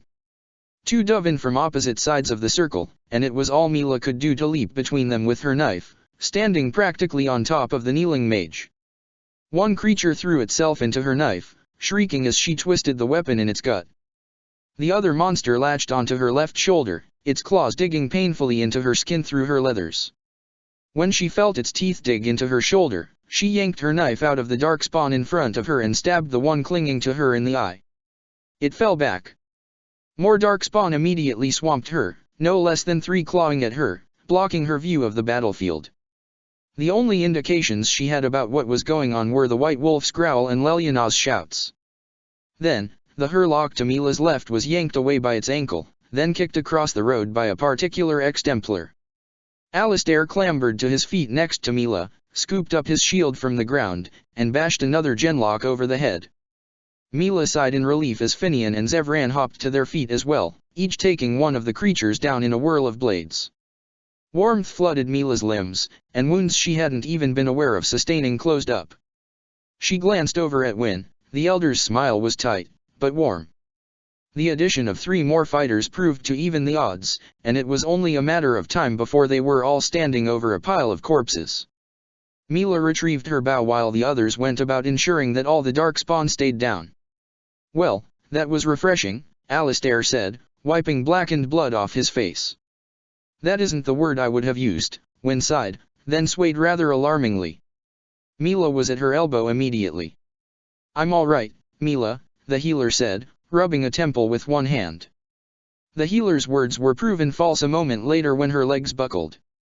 Mila caught the woman before she collapsed, and found that the elderly woman was a dead weight in her arms. Maker's breath. Leliana jogged over from the dwarves' cart, having apparently taken it upon herself to defend the merchants, and she'd succeeded on her own. That was curious. The bard now watched the healer with all the concern Mila felt. "She looks so pale, does she not?" Finian walked up to stand beside them, twirling a pair of looted coins between his fingers. "We should find a place to rest, I think." "Agreed," Alistair said. "Lothering is not far from here," the bard said. "We will be able to get her a nice warm bed there, no?" Mila found herself exchanging a glance with Finn. The other elf winced sympathetically, but nonetheless said, "I would, steel yourself, Leliana. Lothering isn't exactly in the state you left it." "What do you mean?" The bard glanced between the 3 elves. Even Zevran wasn't making light of the situation, as much as Mila would have expected him to. "What has happened?" "The darkspawn," Mila said shortly, and that was all that needed to be said. The Orlesian's eyes widened, and then turned to stare over the horizon, toward the distant village. The bard swallowed. "Still," Finn sighed, "it's better than making camp out here in the open. Come on." He turned and started through the sea of darkspawn corpses. Alistair sidled up beside Mila. "You need help with her." The Dalish elf didn't deign to answer the human, instead scooping up the unconscious woman and taking it upon herself to bear the burden. Alistair could be heard sighing and muttering something, but nonetheless fell behind to go talk to the dwarves. For once, the wardens walked in silence, which was only broken when they crested a ridge in the road and came upon the ruin of Lothering. The Orlesian gasped, and Bodan could be heard fretting about the destruction. Mila couldn't blame them, the ruins were no easier to look upon the second time around. The Dalish elf could not understand why so many of the humans had remained in the village, despite knowing about the approaching darkspawn. Had they not understood that remaining in one place would mean their obvious doom? Yet, even so, seeing the wanton destruction made something inside her ache. Finian, who had been leading them to that point, paused and turned. "Any suggestions on where to take shelter?" "While I was setting up my ambush to kill you," the assassin said lightly, "I could not help but notice that the chantry seemed relatively intact. That is probably the most defensible position we can hope for. It is certainly better than sitting in the middle of town and hoping no opportunists are around to take advantage this time, yes. Is there something we should know here?" Alistair's voice piped up, and Zevran chuckled. Even so, the wardens resumed their march down into the town. Mila did not like the idea of staying in a ruined shrine to the human's maker, but the burden in her arms stilled any of her protests. Leliana remained eerily silent as they made their way into the ruined village. Mila couldn't help but watch the bard out of the corner of her eye. She wasn't particularly fond of the lay sister, but that did not mean Mila would have wished this upon her. It was obvious from the stunned look on Leliana's face that this had once been home to her. Mila could not imagine coming upon her clan's camp, only to find them all killed. Losing Tamlin had been difficult enough to bear. They made their way through the town in silence. The corpses had been picked over by scavengers, but Mila couldn't help but notice that there were no signs of any animals feeding off the remains. In fact, the only animal Mila could detect nearby was Fang, and even he seemed reluctant to linger near the tainted corpses. There was debris piled in front of the chantry doors, but Alistair and Zevran cleared it with little fuss. Mila followed the boys inside, her arms aching from her burden but refusing to flag. The interior of the Lothering chantry was as good as a tomb. It was dark and dusty, and the acrid stench of stale decay filled the air despite the shattered windows letting streams of dirty sunlight in above them. The corpses strewn around had died in the same manner as those outside, though some had obviously been afforded much quicker deaths than others. Despite tears in her eyes, Leliana skittered ahead and brushed down what had once been a refugee's pallet. Mila laid the healer on the bedding, then opened her herb pouch to see whether she had any revival herbs on hand. "Maker," Alistair whispered, staring at the bodies. "Anyone want to help me, clean this place up a bit?" "I'll help you," Leliana whispered, standing. "It is the least I can do, to make sure they are all given a proper burial." Alistair and Leliana began moving the bodies, taking them outside. Zevran joined in, seemingly for lack of anything else to do, though Mila did see his fingers wandering into pockets as he did so. Bodan snuck into the chantry while they were doing this, his hand protectively over his son's eyes. The merchant ushered Sandal to a corner of the room and distracted him from the scene with something small and round. Finn knelt on the other side of the pallet, drawing her attention back to the task at hand. "Is she all right?" "It is hard to say," Mila answered honestly. "I am no healer." She placed a hand on the healer's forehead. The woman's skin was clammy, but not too warm or too cold, at least not as far as she could tell. But collapsing can hardly be a good sign. Finn nodded, looking worried. "Is there anything you need? Herbs, or something?" Mila shook her head, upending her herb pouch on a relatively clean stretch of stone. "Nothing that we could get on land this tainted by the blight." She found a chunk of deep mushroom, recalling Linnea explaining that the reagent had energy-restoring characteristics. She'd also said something about it having less effect on mages, something to do with their connection to the Fade. Mila hesitated, uncertain. She picked up the bit of mushroom to try simply putting it in the healer's mouth, but a smooth Untavan accent interrupted her. "I would distill that first, were I you." Mila turned a hard look up at the assassin, who was standing over them with his hands on his hips. "And what would you know about potions?" she challenged. "Ah, not potions, perhaps. But there is very little practical difference between a bungled potion and a well-made poison, yes." Mila felt herself pale. "This should not be poisonous. I was told warriors chew this to supplement their energy during long battles. And assassins slip it into food to induce heart attacks in particularly elderly and frail victims, to avoid suspicion of foul play, as it were. While our dear Win is quite well kept for a woman her age, she is still no spring chicken, yes." Mila reluctantly nodded, seeing the logic in his words. She suppressed a wave of guilty anxiety at what had almost happened. "I thank you for speaking up, then. You suggested distilling it." He looked amused, but then, when did he not? "It was a simple mistake, for a beginner. No need to look as if I have kicked your favorite puppy, my beautiful elven maiden." "I do not," she said harshly, suspecting this was a lie. Even so, she turned her concentration to pulling out her tinder and getting a spark up to boil the bit of mushroom and distillation agent. Zevran shrugged, and both he and Finn turned to help clear out the chantry. This left Mila alone with her thoughts. She dove into the task of mixing up something to revive the Haran. There was nothing else for it, because the only one who might have been able to tell her what was wrong was Win herself. While the others shuffled around her before finally leaving, she brewed up the potion and tipped it into the mage's mouth. There was no response as Mila gently set the flask aside, and she sat back to watch the healer, wondering what else she could do. Then, the Haran's eyelids fluttered, and Mila sat up. Win's eyes opened, coming to rest on her a moment later. "Ah, for a moment I'd thought, never mind." "Thank you, Mila. I can only assume the taste of deep mushroom on my tongue is your doing." "Mine and the assassin's," the elf admitted. "Truly?" "Perhaps, there is more to him than I had initially thought." "Perhaps," Mila agreed. "But I still do not trust him." Win's smile was warm, igniting a spark of relief in the elf. "I would expect nothing less than utter vigilance from you, my dear." With great care, the elder woman sat up, and Mila reached forward to help her.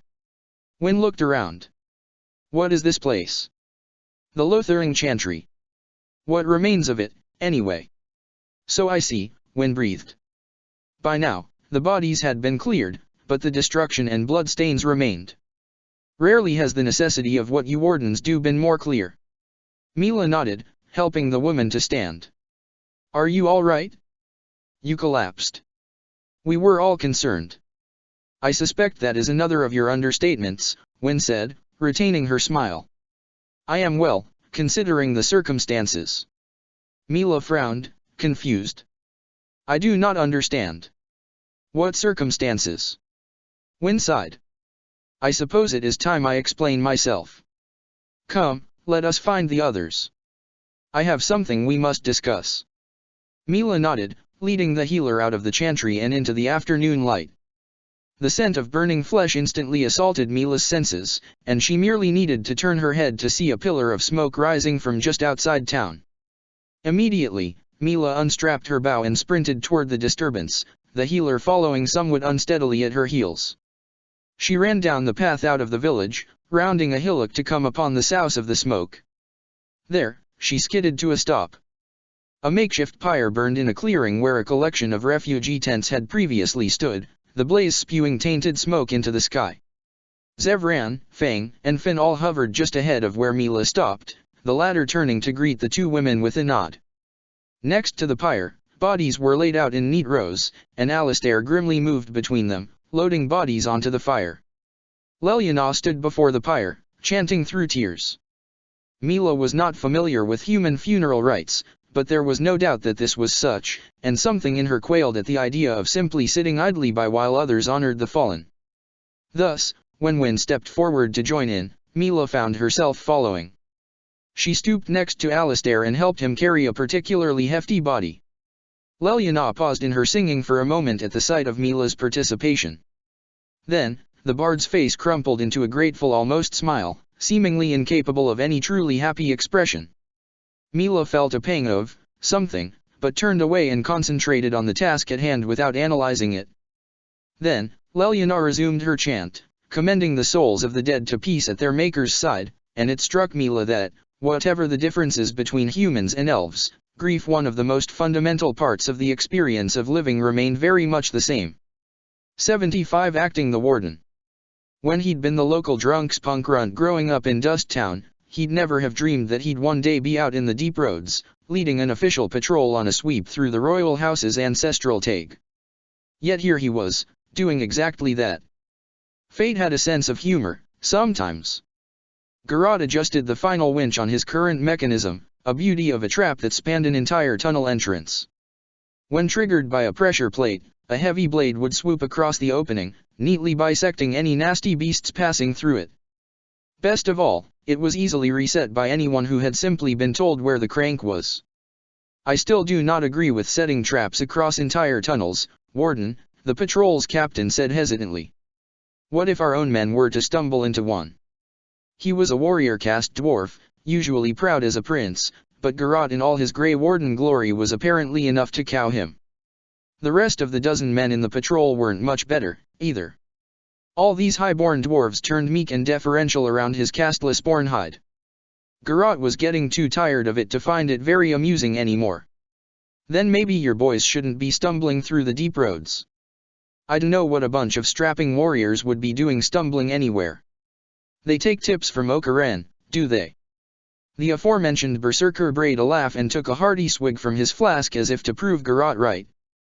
Okaren and Sten stood off to one side, watching Garrod put the finishing touches on his trap. Okaren seemed to be enjoying himself, though Garrod suspected that had more to do with whatever was in that flask than anything that was actually happening in the sober world. Whatever. Garrod could handle drunks just fine. Sten, meanwhile, seemed more content than he'd ever been. Whatever crazy logic the Cunary operated under, this current business of tromping through the deep roads with the Orzammer patrols seemed to be satisfying his expectation for whatever a warden was supposed to do. Garrod had been at it for a week now, accompanying the patrols deeper and deeper into the lost tags, and setting up all sorts of goodies for the hapless dockspawn who wandered the roads. Okaren wanted them to press deeper, toward the old Orton tag, where Branka had last been seen. However, Garrod wasn't one to take unnecessary risks, especially when he was dragging two non-wardens into the most tainted place in Thedas. Garat was a planner at heart, and most of his plans involved the two warriors not dying a slow, horrible death by taint poisoning. Thus, he kept within a couple days of Orzammer, securing the tunnels closer to the populace. Still, it was better than staying in the sodding city. Ages ago, being bowed and scraped to had delighted him, but it had started to ring hollow after his heart-to-heart with his mother. What good was being treated like a sodding paragon if everything else stayed the same? By the stone, this whole Grey Warden hero of Theta's business was going to his head. My apologies, Warden. I just mean that dash. I know what you meant. Garat stepped away from his mechanism and turned his attention entirely toward the patrolman. You want your boys' strolls through the deep roads to be clean and worry-free, right? Well, that's too bad, because that ain't gonna happen. I'm just evening the odds a bit, making it just as dangerous for those blighters as it is for us. You still got a problem with that, Captain? The warrior hung his head. No, Warden. Okaren laughed again, and Sten's expression was dangerously close to a smirk. Glad he had their approval, at least. Good. Next time you think about opening your mouth, think about whether you have any idea what you're talking about, huh? He turned and started off down the next tunnel, already pulling the next bit of scrap metal out of his pack. With the sounds of clanking metal and Okaren's rumbling chuckles, the patrol fell into step behind him. 76 The Black Grimoire. What is this, precisely? Percival's tight voice broke her out of her morning inventory. Felicity glanced up from her logbook, seeing that the nobleman had paused in loading the cart. He had a sack in his hand that Felicity recognized as one of Wynn's bags lent to her to supplement her own herbal supplies. However, Percy wasn't looking at the herbs. What he was staring at, muted horror on his face, was a very old, black tome that had apparently also been stored in Wynn's bags. Felicity gasped, immediately recalling the book. She cast a glance across the camp, but Khazar and Marnan were both still picking at their breakfasts, as they had both done for the past week of travel, while Morrigan had yet to emerge from her own tent. This is a grimoire, isn't it? Percy's blue eyes darted up toward hers, his face hard. What is a grimoire doing stashed in your bags? Hidden, even. It's not mine. Felicity set her codex down and scurried over to the noble. Only once she was in whispering range did she say, "It's Flemethus." Percival's eyes widened, his grip on the book tightening. Flemethus. We found it in the circle tower. It simply didn't seem right to leave it there. However, I hesitate to return it. Is it dangerous? Is there blood magic in here? Felicity bit her lip. I'm not certain. The writing is impossible to comprehend. Symbols and lettering that have fallen out of use. Perhaps Morrigan could make sense of them. Percival's knuckles turned white. And then she might use whatever nefarious secrets are present in this tome for her own ends. Felicity fidgeted. Such does seem in alignment with her character, yes. Percy turned his gaze down on the tome. Then again, the alternative is to keep it hidden, when it should, by rights, be passed to Morrigan. Are we really in any position to decide what Morrigan does and does not have rights to? Felicity studied him. That question had not sounded hypothetical. Of course we do. It is for the greater good that this remain out of the hands of both Flemeth and Morrigan. That is what Grey Wardens are about, after all, doing what they must for the good of all. Percival's brows were low over his eyes, but he nonetheless slipped the book back into the bag. Then why does it feel I'm overstepping my duty? Even so, he placed the bag on the cart and bent to pick up the tent poles, resuming the matter of packing in silence. 77 Adventures in Denerim. So, what is the first thing you're going to do when we get to Denerim? The pickpocket's question was playful, so Alistair had to answer in kind as he led them along the road. I'm thinking, bath. Definitely a bath. Scented soap, fluffy towels, the whole package. The assassin hummed. You forgot to mention the beautiful Riveni washing maid with wandering hands, insatiable curiosity, and long, luscious legs. Otherwise, I entirely agree. A pause. Better yet, skip the bath. Alistair fought not to smile, because the Antivan would never let him live it down if he did. Instead, the warrior concentrated on picking imaginary dirt off the borrowed Templar armor he was now sporting. They were almost in sight of Denerim, now, and it would hurt his disguise if he wasn't absolutely pristine. Or so he pretended, anyway. "I want to go shopping," Leliana said excitedly. "I haven't seen a proper market since I came to Ferelden. Think of all the different clothing and jewelry that must be for sale in the capital city." Finn laughed. "Somehow, I suspect Denerim is a little different from Valroio.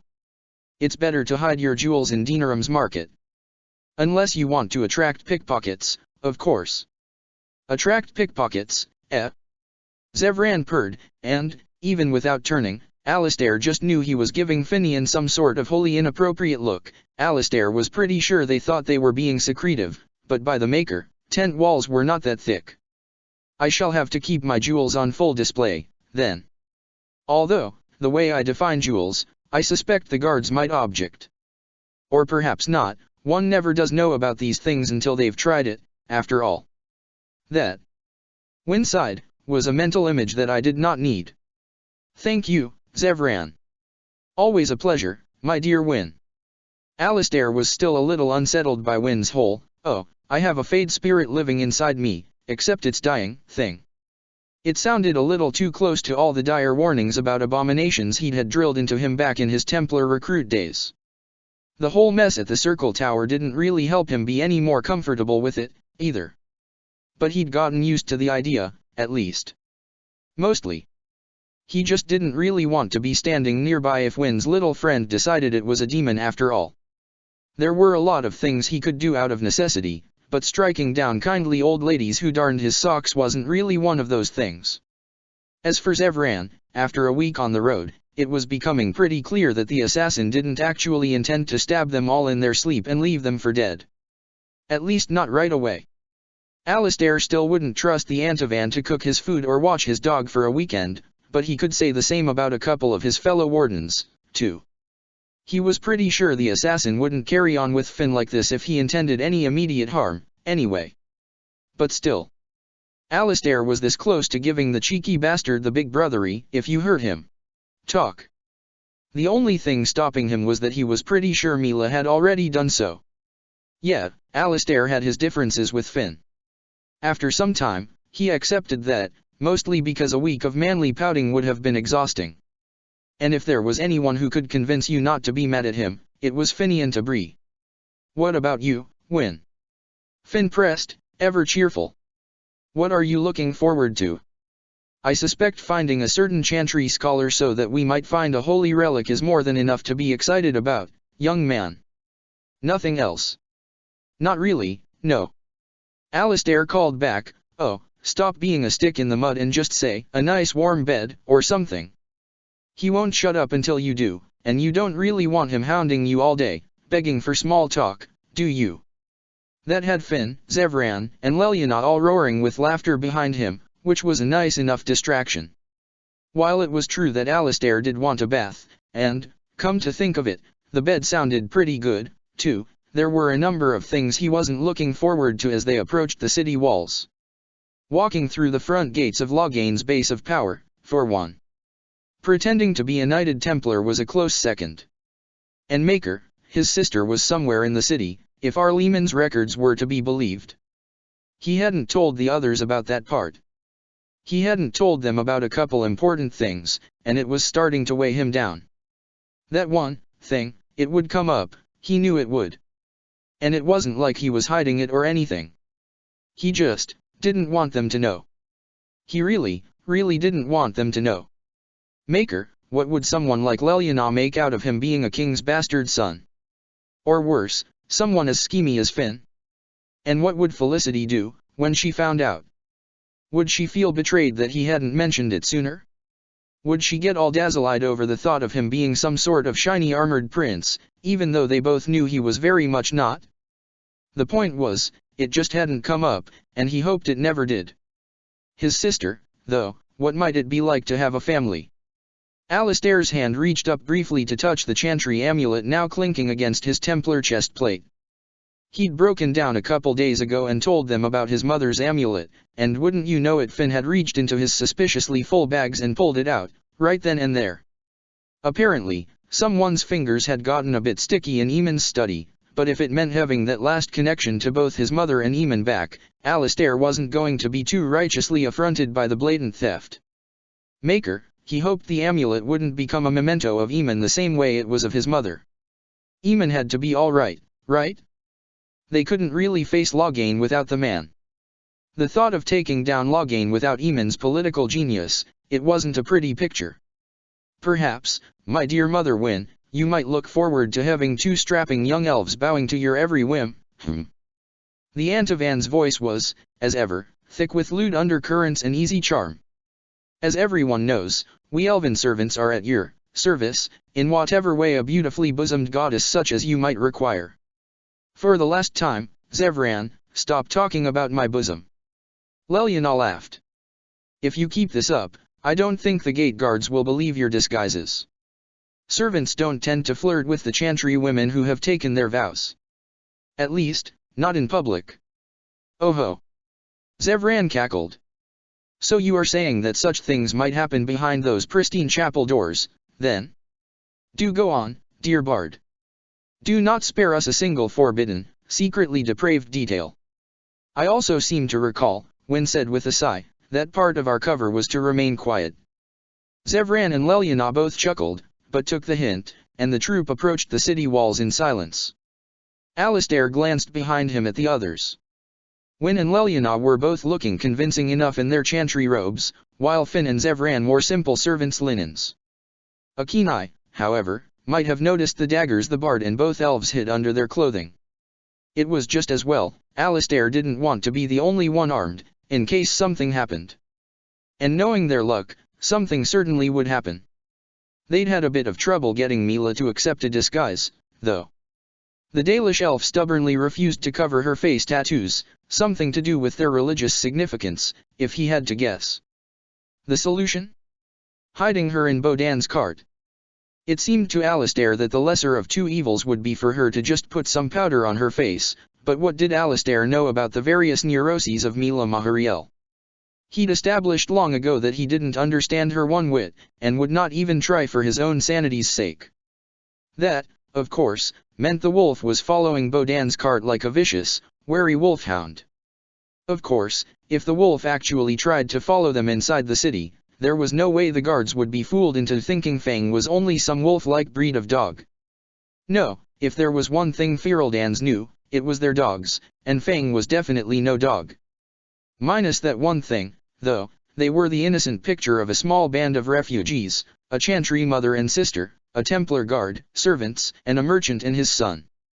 Nothing to indicate they were renegade wardens at all. Alistair had to admit, this idea of Finn's had been a good one. They were in sight of the main gates, now, so Alistair unclipped his Templar helmet from his belt and settled it over his head, sticking him in a world where every sound was slightly muffled. He had no peripheral vision, and he was smelling his own breath. Not altogether pleasant. Alistair hated helmets, except the part where they stopped nasty things from happening to his head. He was rather attached to his head. As it turned out, Alistair needn't have worried about the white wolf. As they stopped at the gate, Alistair threw one last glance back at the party, and the wolf was nowhere in sight. The guards at the gate barely even glanced at them, basically asking their business because they had to.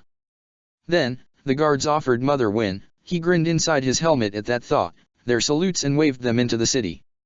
And what a city it was, all bustle and noise and strange smells that Alistair really didn't want to identify. They arrived early in the afternoon, and it seemed like everyone was out on the streets at this time of day. Alistair pretty much had to make a path, just so they could get Bodan's rickety cart through. The first order of business was to find an inn. They needed somewhere to set up base, so they could stash Bodan's cart and let Mila stretch her legs. Finn, despite adopting an overly polite, submissive manner that simply oozed "I am just some poor elf servant, don't notice me, maker," but the elf was good, guided them to a dumpy little place about a block behind the chantry. The inn was called the Blessed Horse, and it was perfectly middle of the road, not nice enough to attract anyone important, but not seedy enough to have unwanted ears hanging around. Even better, as close as it was to the chantry, it was entirely believable that a couple misplaced chantry people would reside there. As they pulled up in front of the two-story wooden building, Alistair could hear the chantry's bells ringing in the air above them. From the cadence of the tolls, it sounded like a funeral was on. Judging from Leliana's set frown, she recognized it as well. Silently, Alistair wondered how many of those the chantry was hosting these days, what with Ostagar, and the Blight, and impending civil war and all that. He thought it was best not to voice such a question. When Leliana and Finn went inside to see about rooms, leaving Alistair and the assassin to lead the FedEx around back, where they could stable the mules and cart. Immediately upon storing the cart in the lean-to designed for that purpose, Alistair and Zevran began offloading some of the crates and sacks. Mila bent out from a niche between two crates. She gave no sign of discomfort, despite having been stuck in the same, cramped position for hours, due to personal experience involving a Redcliffe kitchen cabinet when he was a boy. Alistair knew that she should have been aching all over by now. Instead, she simply climbed off the cart and bent to retrieve her bow and quiver from behind the sacks. "I must admit, my beautiful elven maiden," Zevran's voice purred as he slung one of the bags across his shoulder, "that such a demonstration of your flexibility is quite enticing. Would you object to further demonstrations?" Mila gave him one of her stony glares, and Zevran waggled his eyebrows. "No? Perhaps I will have to come up with ways to convince you, then. I can be quite convincing." Alistair removed his helmet with a sigh and then quirked an eyebrow at the assassin. "Does Finn really not mind you flirting so blatantly with everyone?" "Why, whatever do you mean?" Zevran turned a look at him, and Alistair snorted incredulously, because if there was one expression Zevran Arena could not pull off, it was innocence. Bodan approached them then, having briefly rooted through his cart, apparently to double-check that everything was there. The dwarf favored them with a smile and a bow. "Many thanks for your kind escort, wardens. Do you have any further need of me or my boy today?" Alistair exchanged a glance with Mila, who shook her head. "I think we're good for now, Bodan. Off to go play in the city, are you? A merchant's work is never done, Messera. If that's all, Sandal and I will be heading for the market to see whether there are any stalls available to rent. Please, if you leave the city again, make sure to let us know." "Will do." Alistair saluted, and Bodan bowed again. Sandal grabbed a lockbox off the cart, and the two headed out, the younger dwarf humming tunelessly as he walked. After they were gone, Zevran arched an eyebrow. "We should stop by their stall later, just to see what the going rates are for his merchandise. I have been dubious about your so-called discount for some time." Alistair couldn't help it, he laughed. "You're not alone." He motioned out the door. "Shall we go see whether Finn's finagled any firstborn sons out of the inn staff yet?"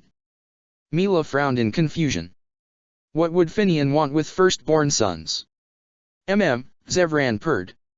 "Assuming they are suitably strapping, what wouldn't he want with firstborn sons?" Alistair gave the assassin an incredulous look. "How in Andraste's name did you manage to pull innuendo out of that?" Zevran chuckled and started toward the door. "A lot of practice, my friend. That, and a rather shamelessly vulgar mind." "No kidding." Alistair grabbed their sack of civilian clothes and followed the assassin, and Mila fell into step silently behind them. He didn't miss her soft exhale, practically a sigh of relief, from her, when they stepped out into the open air. Alistair paused there, frowning back at her. Her tattoos remained entirely too noticeable. They couldn't just walk in the front door with her. "What?" she asked, meeting his regard with a challenging glare.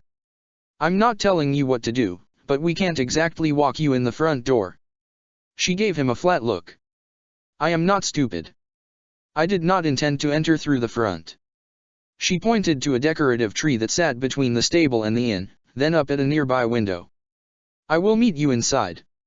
Somewhat embarrassed, Alistair turned and followed Zevran around to the front of the inn.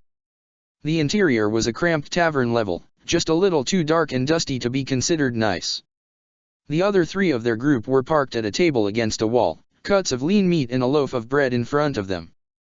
Finn waved them over, and Alistair let himself drop into a free chair, happy to sit after lugging around all his heavy armor. "How's our extra passenger doing?" Finn asked quietly, his eyes flicking around alertly. Alistair shrugged. Cranky and a little crazy, so status quo, for her. Alistair, Wynne chided. We have 2 rooms, Finn continued. I think it might be a good idea to head up there now and get cleaned up. Alistair grinned. Is that a subtle way of saying I smell? Because I'd like to see you simmering in a tin tube all day and coming out any better. Finn smirked back. I wasn't going to say anything. Right. Seriously, though. We need to talk business.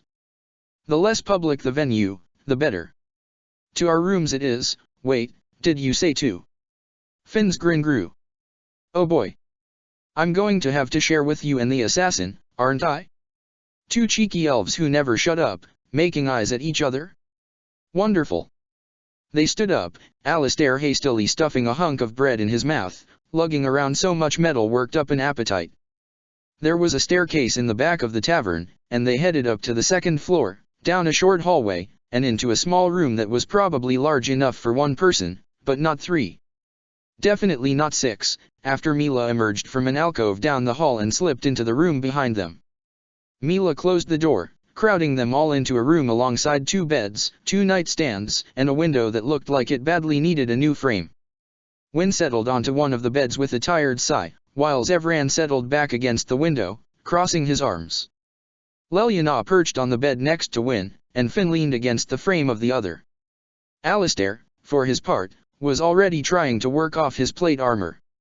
So, we need to find Brother Genitivi, Finn began. If anyone knows where the sacred ashes are, Leliana agreed enthusiastically. It will be him. But where do we start looking? Can we not simply ask someone? The Dalish elf said. I was under the impression this scholar was well known. Yes, but it's not that easy, Leliana said thoughtfully. The problem is who to ask.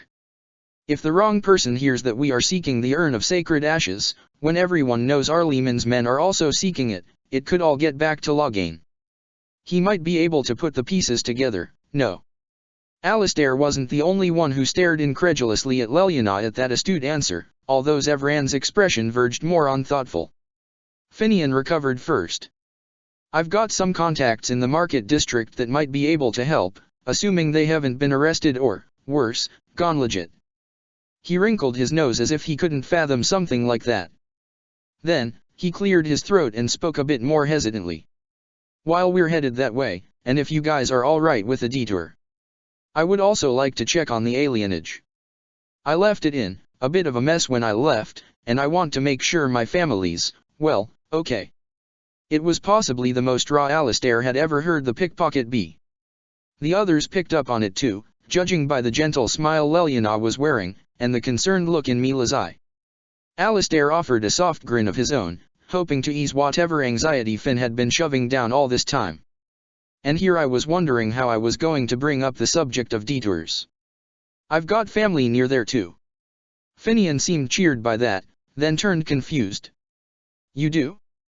But I thought Well, turns out I have a sister, Alistair said quickly. She lives here, well, not here of course, but here in Denerim. She had the same mum, apparently, and I thought it might be nice to, meet her. Alistair felt himself turn scarlet under their scrutiny. Maker, did their smiles have to be so knowing? Leliana giggled. Of course we'll meet your sister. And go to the alienage. Oh, this will be so much fun. Wynne sighed and laid back on the bed, and Leliana dutifully shooed everyone of the male persuasion out of the room. Finn led them into the room next door, where Alistair said about getting the rest of his armor off. Ugh. He still needed a bath.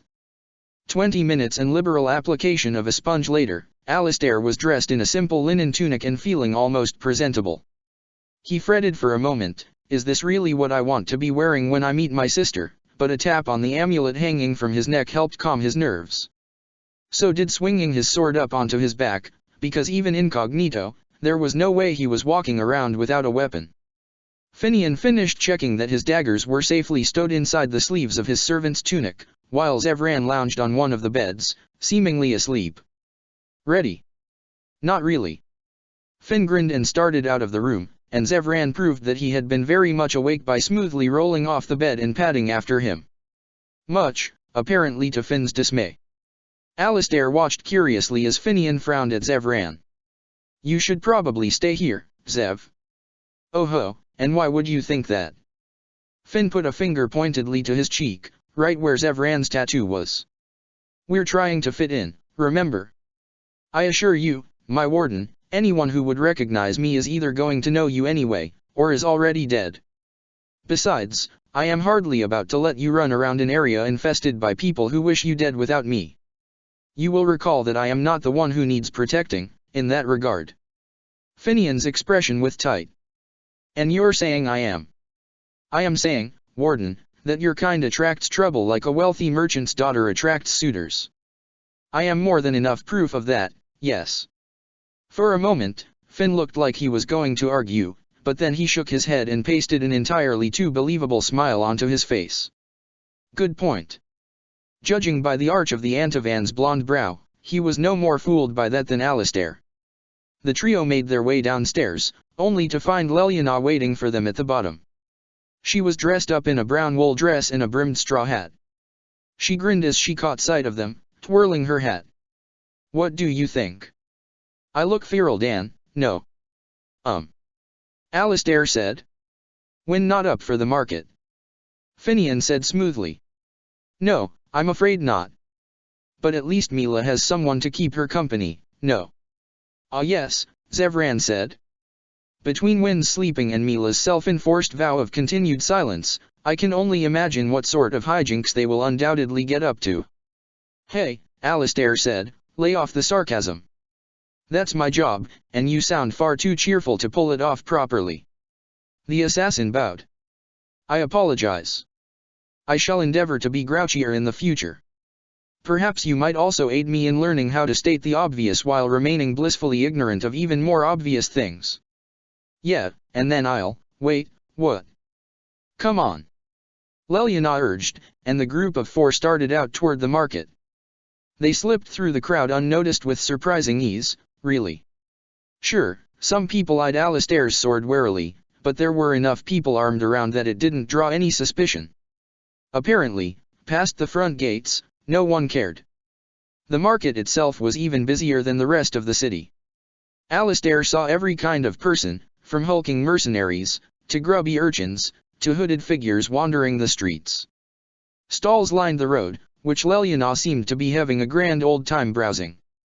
Alistair was rather surprised when Finn turned down a side street and actually flagged down one of the shoddier figures. Slim. The elf called, and the man startled. A weird name, considering the man was anything but slim. By the dash. Tabri, that you? Maker, you wouldn't believe the stuff I've been hearing about Desh. The man cut himself off as he noticed the rest of the group. Finn gave the three of them a wait here motion, then drew the hefty man deeper into an alley. Leliana busied herself looking into the window of a dress shop, humming quietly to herself. Alistair, meanwhile, fidgeted, glancing up the street, because this was exactly the sort of situation where certain elves might get jumped, out of sight of the rest of them. You should enjoy yourself, Leliana said softly, not even looking away from the window. At the very least, you are less likely to draw unwanted attention that way. Alistair did a mental double-take at the shrewd line from the seemingly cheerful musician. Meanwhile, Zevran eyed the Orlshian with an arched brow. The Antavan said, Ah, and a woman of your talents would certainly know much about escaping attention, as it were. Tell me, my dear, while you are teaching Finn music and poetry, are you coaching him on the subtler bardic arts as well? Leliana cast the elf a very complicated smile, and Alistair was very, very confused. Cheerfully, but with an underlying edge Alistair had never heard from her, Leliana said, Oh, I don't think he needs my help with those. He's a natural, as I know you have noticed. Ah, yes. I had wondered how much of that might have been your doing, dear bard. Alistair raised a hand. Am I missing something here? Yes, indeed you are. Likely several things, Zevran replied nonchalantly, and then made no attempt to explain anything. Leliana giggled. Ugh, since when were these two in on anything together? Finn returned before Alistair could put on a proper pout, his chubby friend nowhere to be seen. Finn's expression was grim. Everything all right? Finian shook his head. The alienages, no, it doesn't matter. He sighed and pasted a smile on his face that would have been entirely believable on anyone else. The good news is that Slim Kudrai will see about getting Brother Genitivi's address for us. The scholar will probably be watched, so we have to be careful going forward, but Slim's good. He'll get us what we need. For a price, I assume, Zevran said. Finn flipped a sovereign between his fingers, then made it disappear again. Not one I'm unable or unwilling to pay. As they started winding their way through the market district, Leliana asked gently, you learned something else, too. Something that worries you. Would you like to share? Finn's fake smile faded, and he sighed. Turns out, we won't be visiting my family after all. The alienage is in quarantine for a bout of plague, at least according to official sources. You have doubts, my warden? Zevran asked. Yeah. I left the alienage in a bit of a mess, when Duncan recruited me. Guards poking around, bad public relations, and whatnot. He lowered his voice and spoke quickly. Perhaps it had something to do with me killing the band's son in his own home, just maybe. Alistair's eyebrows weren't the only one to rise over that one. The point is, there's probably more to it than, the elves are sick, . Why, my dear, Zevran said lightly, I had no idea you were a budding assassin as well as a budding bard. It's more complicated than that. Finn sighed. It doesn't matter. Let's just find Alistair's sister. They walked in silence for a while, Alistair checking street signs and addresses as they passed. He wondered if he maybe shouldn't have asked this Slim Kudrai guy a question or two himself. Namely, where the Blazes 26 Market Street was. Take a left, the Antivan's voice suddenly whispered. Now. Alistair opened his mouth to question, but Leliana and Finn each grabbed one of his arms, and all four of them turned into an alley. They had been approaching some sort of major market square, set up with pavilions and stalls.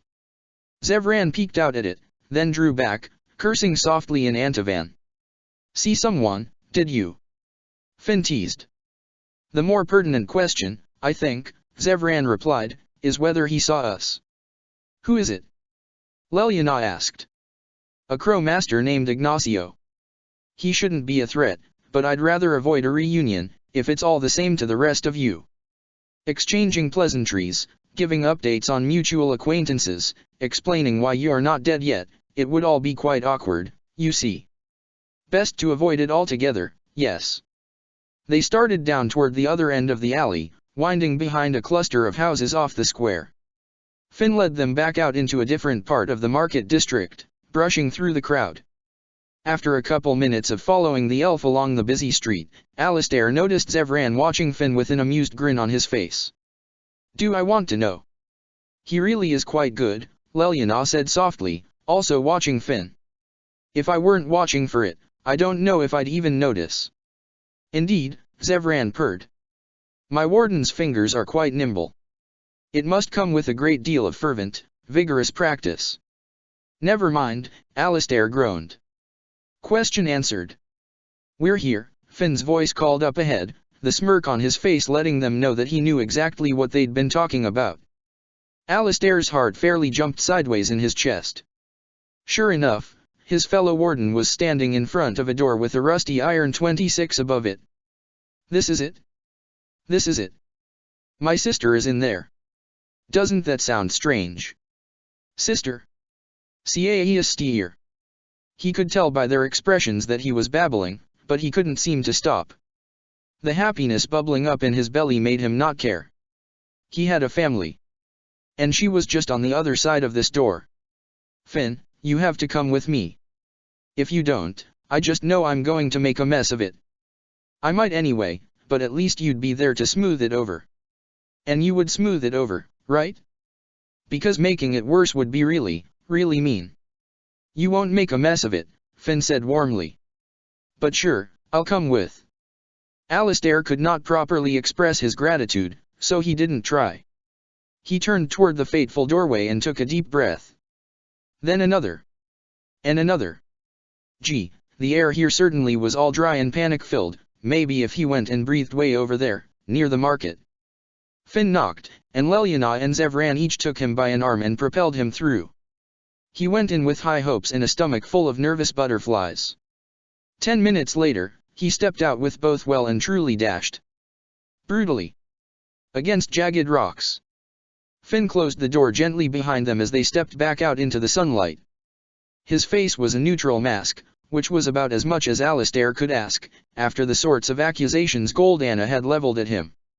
"Well, that didn't go very well, did it?" Alistair said with forced humor. He jumped as Finn laid a slender hand on his upper arm, and when he looked, there was no hint of laughter on the elf's face. "Are you going to be okay?" "Why wouldn't I be? I didn't have any sister before, and I don't really have a sister now. It's not like anything's actually changed. This frowny face right now is my own fault for putting my hope in a heartless shrew." Now there was humor in Finn's expression, albeit wry. "I was going to say, total stranger, but that about sums it up, doesn't it?" Alistair sighed, letting his eyes roam over the bustling market nearby.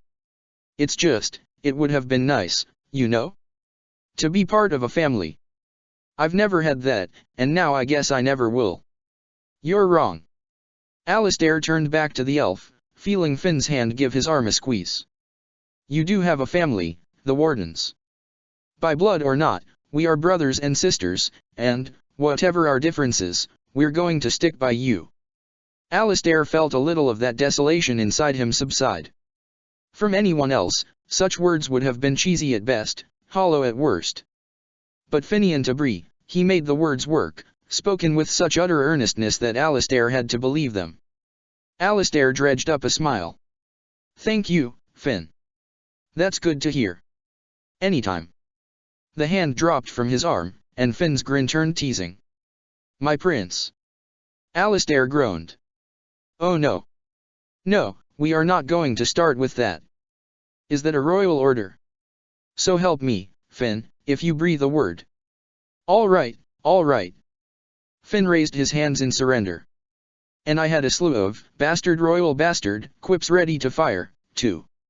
They started off down the street, and Alistair wondered where the other two of their party had gotten to. "Come to think of it, if your father was king, and I'm like your brother, does that make me royalty?" "It doesn't even make me royalty," Alistair said with a snort.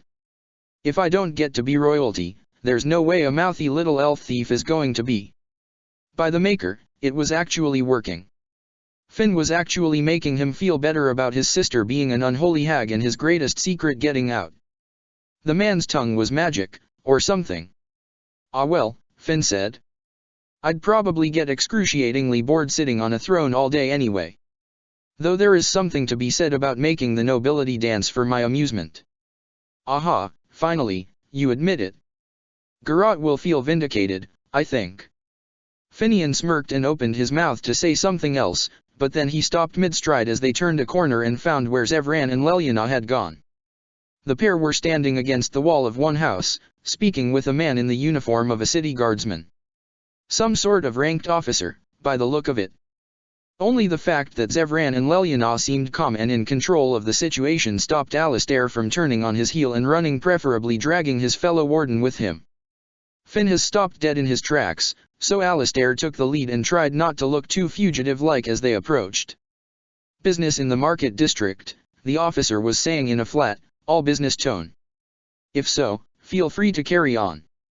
But I've got too much to deal with as it is to be worrying about a couple foreign desh." The officer glanced up at Alistair and Finn and cut himself off. Something flashed in his eyes, but it was brief and unidentifiable. "Ah, never mind." Alistair glanced back at Finn, and noticed that the elf was looking pale and stiff, though he had pasted a brittle smile onto his face. Zevran and Leliana both looked as worried by that reaction as Alistair was. The officer's eyes barely flicked over Finn before settling on Alistair, and the warrior got the feeling there was a lot more to this situation than either the guardsman or the thief were letting on. "I'm just making the rounds to spread the word. There's been a rash of pickpocketing reported in the last hour, and my guards are out looking for the culprit. Keep an eye out, that's all." He nodded to the four of them. "Have a good afternoon." As the officer started away, Finn suddenly said, "Sergeant Dash."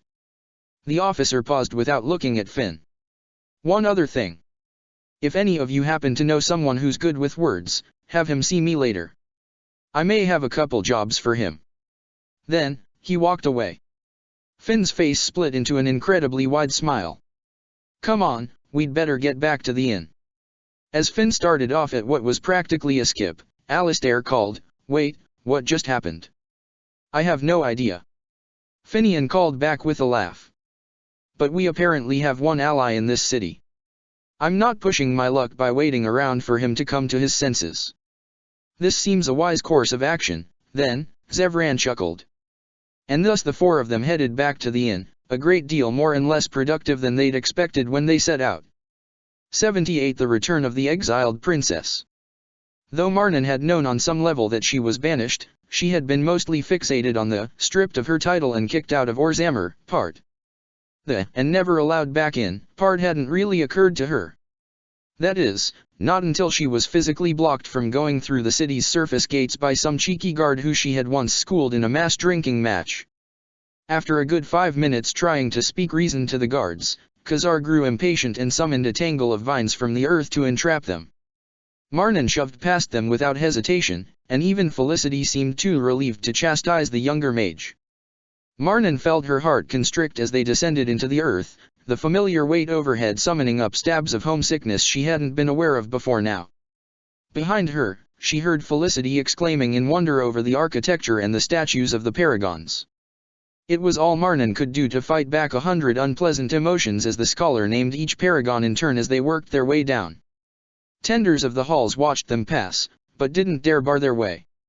Finally, they passed through a second set of enormous doors and emerged into the heat and noise of Orzammar. For that instant, as the first burn of sulfur stung her nose and the sound of the commons at peak hours washed over her, she realized how much she had missed it. No amount of sunshine could compare to the golden warmth of her city, and her people. In that moment, she had come home. The feeling couldn't last, though. It seemed someone had sent word ahead of the armed strangers approaching, for a row of guardsmen awaited their arrival. They were spread in a line across the entrance into the commons, and led by the stalwart captain of the Orzammar Guard. The captain's bearded face twisted in shock at the sight of her, but then darkened again. Halt, by the order of the Orzammar Guard. You are not allowed in this city, by penalty of death. It was strange hearing such words from a man who had helped teach her her arms, but she would have expected nothing less from him against a suspected traitor. Marnan stopped in front of them, and the other wardens spread out on either side of her. Is that order from Lord Harrowmont or my treacherous brother, Captain? You are in no position to speak of treachery. Turn and leave. Indignance flashed through her. How could you still think that I could have done such a crime when the obvious traitor is even now vying for dash? A hand fell on her shoulder, silencing her and helping quell her building anger. Percival stepped forward from his spot beside her. We are Grey Wardens, Captain, summoned here by one of our own to assist with matters pertaining to the Blight. I was under the impression that you're duty-bound to let us through. The captain paused at that, his eyes taking in the rest of their ragtag line. Recognition flickered across his face as he noticed Morrigan. Expression grim, he turned back to Percy. Very well, but for the sake of the order of the city, this business is to be concluded as soon as possible, or else she will be removed from the premises. Understood. The captain waved his gauntleted hand, and the guards slowly moved aside. You'll want to speak with Prince Belen. Marnan's hands tightened into fists. He's been working with Warden Braska, and will know where the warden is. Swallowing her pride, Marnan started forward toward the diamond quarter. As she passed the captain, she heard him mutter, I thought the wardens had better sense about choosing allies. She had to take a deep breath to stop herself from challenging him for that insult on the spot. They wound their way through the commons, past merchants and taverns. Everyone stopped to stare at the ragtag group.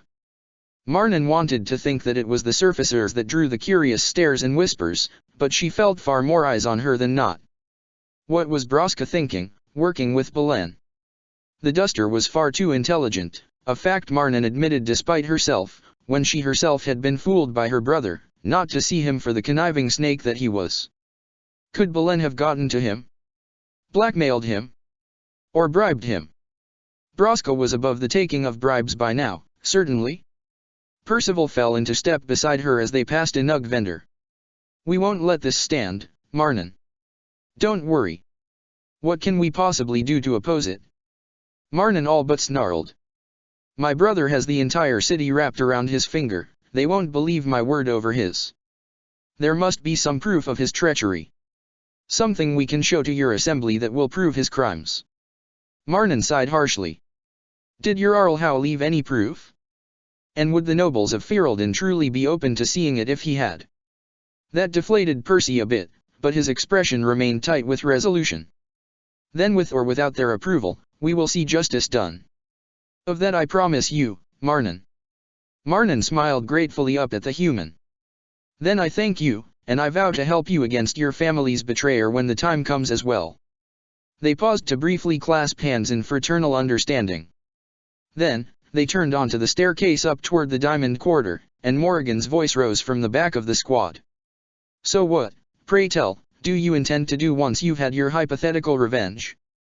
Simply turn the throne over to this Lord Harrowmont man? Yet another scheming politician." "Pyrrell is an honorable man," Marnan shot back. "He is wise, and good with details." Khazar snorted a laugh. "And I bet he squeezes out gold every time he squats." "Khazar," Felicity admonished. "My point is," Khazar continued, "no one gets that high up in politics without having to wash the dung and blood off their hands a couple times. I'd bet my staff your Lord Harrowmont isn't as pristine as he makes out to be." Percival stopped on the staircase to turn a glare back at Khazar. "My father was the most respected man in court." "Yeah, and then he was killed and overtaken by someone more schemy than he was." "Point proven. Can you not simply take the crown yourself?" Morrigan asked. At this, Felicity shook her head. "Grey Wardens are forbidden from holding office, Morrigan. It's to make sure we aren't tied to one particular place." Morrigan's eyes strayed to Percival. Pity. "Even if we could," Marnan put in quickly, "I wouldn't want it. I've never wanted anything to do with the throne." "I feel the same," Percy said, and they started up the stairway again. "I always figured, let my elder brother have all the titles and responsibility. I'd just bask in the riches, as well as the women angling to get at said riches." "Glory, here," Marnan agreed. "I always enjoyed the honor and glory that came with the Ejican name, but I could never stand political intrigue. A pity we seem waist deep in it, now. We'll get through it," Percival said. "You're a good leader, Marnan, if how you've been dragging us through so far is any indication. You'll make sure we get there, even if you have to bash down the archdemon personally." Marnan cast a smile up at him, a curious bout of playfulness swelling in her chest. "You're not a half-bad leader yourself, despite your protests to the contrary. I think I might just deputize you." "Oh, Maker. Anything but that." Percy's face twisted in horror that was probably only half-faked, and the mages could be heard snickering behind them. "Too late. I, Marnan X Ejican, hereby dub you, Percival X Casland, as my second-in-command, to be unofficial arbiter and leader of the Wardens when I am not available, and duty-bound to take up my axe and horn in the event of my untimely demise. So say I under the eyes of the Paragons and the Stone. That means there can be no take-backs." Percival groaned, and the mages laughed in earnest. Thus, it was with lighter hearts that they emerged into the Diamond Quarter. Khazar gave a low whistle as he looked out at the view. "You grew up here?" "A gilded cage, at best," Marnan replied. "Yeah, the Circle Tower was a lot like that." Marnan glanced back and saw genuine contemplation on the young elf's face. She arched an eyebrow at Felicity, who was walking next to him. Felicity shrugged.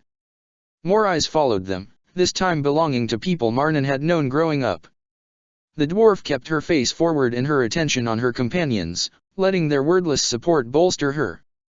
Then, just after they had passed the Harrowmont estate, Marnan heard the door burst open. The wardens turned at the sudden noise, Hugo's hackles rising and lightning flickering up Khazar's arms. Out of the estate stepped Lord Pyrrell Harrowmont himself.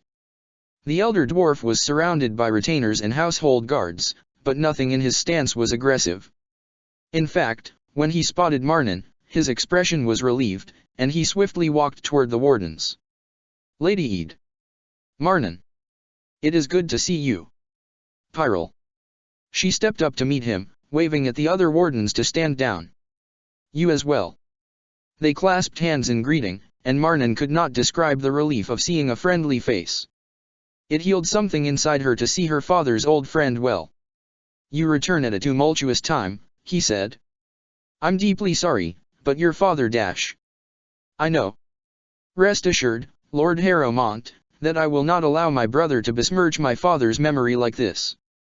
He nodded, smiling proudly. You do him much honor, my lady, whether you still carry his name or not. Marnan bowed her head in thanks. The retainers of House Harrowmont formed a loose circle around the wardens. Behind them, other nobles were gathering to watch, as they often did for any great political theater. Lord Harrowmont pulled away. Perhaps, if you've a moment, we might discuss the current state of the city in my estate. A bold move, Lord Harrowmont. Marnan's spine stiffened at the voice behind her. Speaking so openly to a known traitor in a public square. She turned to see that Vartag Gavorn, her brother's second, had broken through the circle of onlookers to stand directly across the circle from Harrowmont. He was surrounded by an attachment of House Ejican guards. Neither of us has anything to hide, Gavorn, Harrowmont said tiredly. Can you and your prince say the same? Gavorn stepped forward. I should see you hanged for speaking such treason. I say nothing that the assembly does not already suspect. Lord Harrowmont beckoned toward the wardens, and they started toward Harrowmont's door. Wardens, you have been summoned, Gavorn nearly shouted, making Marnan stop in her tracks. By the rightful king of Orzammer, Prince Belen of House Ejican. You are to report to the palace immediately, to discuss Grey Warden business. Marnan spun on her heel and stalked over to Gavorn. His smug expression notwithstanding, he didn't seem to anticipate the punch she launched right at his face. A ripple of tension passed through the Ejican guards around him as Gavorn stumbled back, but none moved to apprehend her. Marnan gazed over the Ejican guards, all once her men. Men she had sparred with, and spoken with, and occasionally gotten roaring drunk with. Men she had fought beside in the deep roads. She let them all see the conviction and honesty on her countenance, and one by one, they all removed their hands from their weapons, some bowing their heads subtly in old respect. Marnan looked back at Gavorn, who was now nursing a nosebleed. You tell my brother, Gavorn, that if he wishes to see us so badly, he can very well come tell us himself. Then, she spun on her heel once more and followed Lord Harrowmont to the noble's estate. The district was utterly silent as they closed the estate's heavy doors behind them. 79 Breaking quarantine. Does it get any easier, Zev? The crow cast a curious glance across the table, where the warden was nursing a tankard of cheap wine. Zevran himself was working on whatever awful spirit the Blessed Horse Tavern was trying to pass off as Antivan brandy. He had a strong suspicion it had never been outside some brewery in the Free Marches, much less to Antiva. Does what get easier? Being this irresistibly handsome? I'm afraid it does not, but, alas, it is a burden I must bear. Finian's expression briefly lifted in amusement, and it faded quickly. The warden had been subdued most of the evening, ever since they'd returned from their tour around the market. Not even Mother Wind's gentle condolences regarding the alienage nor the bard leading the tavern in a rousing musical number could cheer him up. It was a pity. Finian's face was much more suited to smiling. One by one, the humans of their party had trickled up to bed, leaving the two elves dressed in servant linens and nursing their mugs at a corner table slightly too large for them. Not that. The warden lowered his voice. I mean killing. Does that ever get any easier? Zevran leaned back in his chair, letting his eyes drift over the inn's common room. He noted no one that seemed to be giving the pair any attention. One of the few advantages of being elves in a human world was that most people didn't bother to eavesdrop. Practice does make perfect, my dear, or so they say. Finian cast him a flat look. Don't be deliberately obtuse. You know what I mean. Zevran shrugged. I apologize, Warden, but I'm afraid I am not the one to ask such a question. At Finian's curious look, Zev went on. To a crow, murder is the means to an end, that end being getting paid so that we might enjoy good wine and better women. It is part of the job. This is quite different from killing either in battle or in a crime of passion. The only methods I'm familiar with. Just so. Finn took a long pull from his goblet. My first kill was here in Denerim, you know. Your dastardly band's son, I presume. One of his guards, actually. Finian's eyes were distant in memory. My cousin Sorai's and I were sneaking into the band's estate, disguised as servants. It worked for a while, but then we walked into this room where a trio of them were standing over the body of one of the alienage women. They'd obviously just finished doing terrible things to her, and the guard said, he said that they could probably go again, if they weren't too picky. He took another long gulp. The next thing I knew, my daggers were in my hands, I was covered in blood, and he was dead on the floor. Zevran watched the warden polish off the last of his wine. For all of his easy tongue and his insatiable curiosity about Zevran's own adventures, the warden rarely spoke about himself. This was territory that the crow would need to tread softly upon. A first kill more worthy of you, I cannot imagine, my warden. Except that now my family is paying the price for my one afternoon of recklessness. Finian dropped his head to the table. They're caged in the alienage like animals and slaughtered at the whims of the nobility, and it's all my fault. What kind of monster lets that happen to the community he grew up in, and then just walks away? Despair was thick around the warden, and Zevran had to stop himself from placing an arm around the other elf's shoulders. Their implicit arrangement was one of business and leisure. Comforting embraces were not typically included in that, and Zevran knew better than to even consider it. I am under the impression, he ventured instead, that you would have been arrested or worse otherwise. And then I might never have tried to kill you, and then where would I be? Languishing about utterly bored, that's where. No, it is far better that you left when you did. Finian made a muffled sound against the table. Zevran smirked, because it sounded suspiciously like a laugh. His suspicions were confirmed when Finn rolled his head to cast an honestly amused if still somewhat subdued little smile up at him. Maker forbid you be bored, Zev. He nodded solemnly. Although, I do admit that your claiming of my services has summarily deprived many people of my talents. Pity them, warden, for they cannot imagine what they lost. Finian snorted and hid his face in the table. I wonder if I should be the one pitied. Alas, it seems I am stuck with you. Zevran nodded again, taking a sip of his awful brandy as he let his gaze roam over the room. Ah good, still no suspicious behavior. I would not be so worried, my dear warden.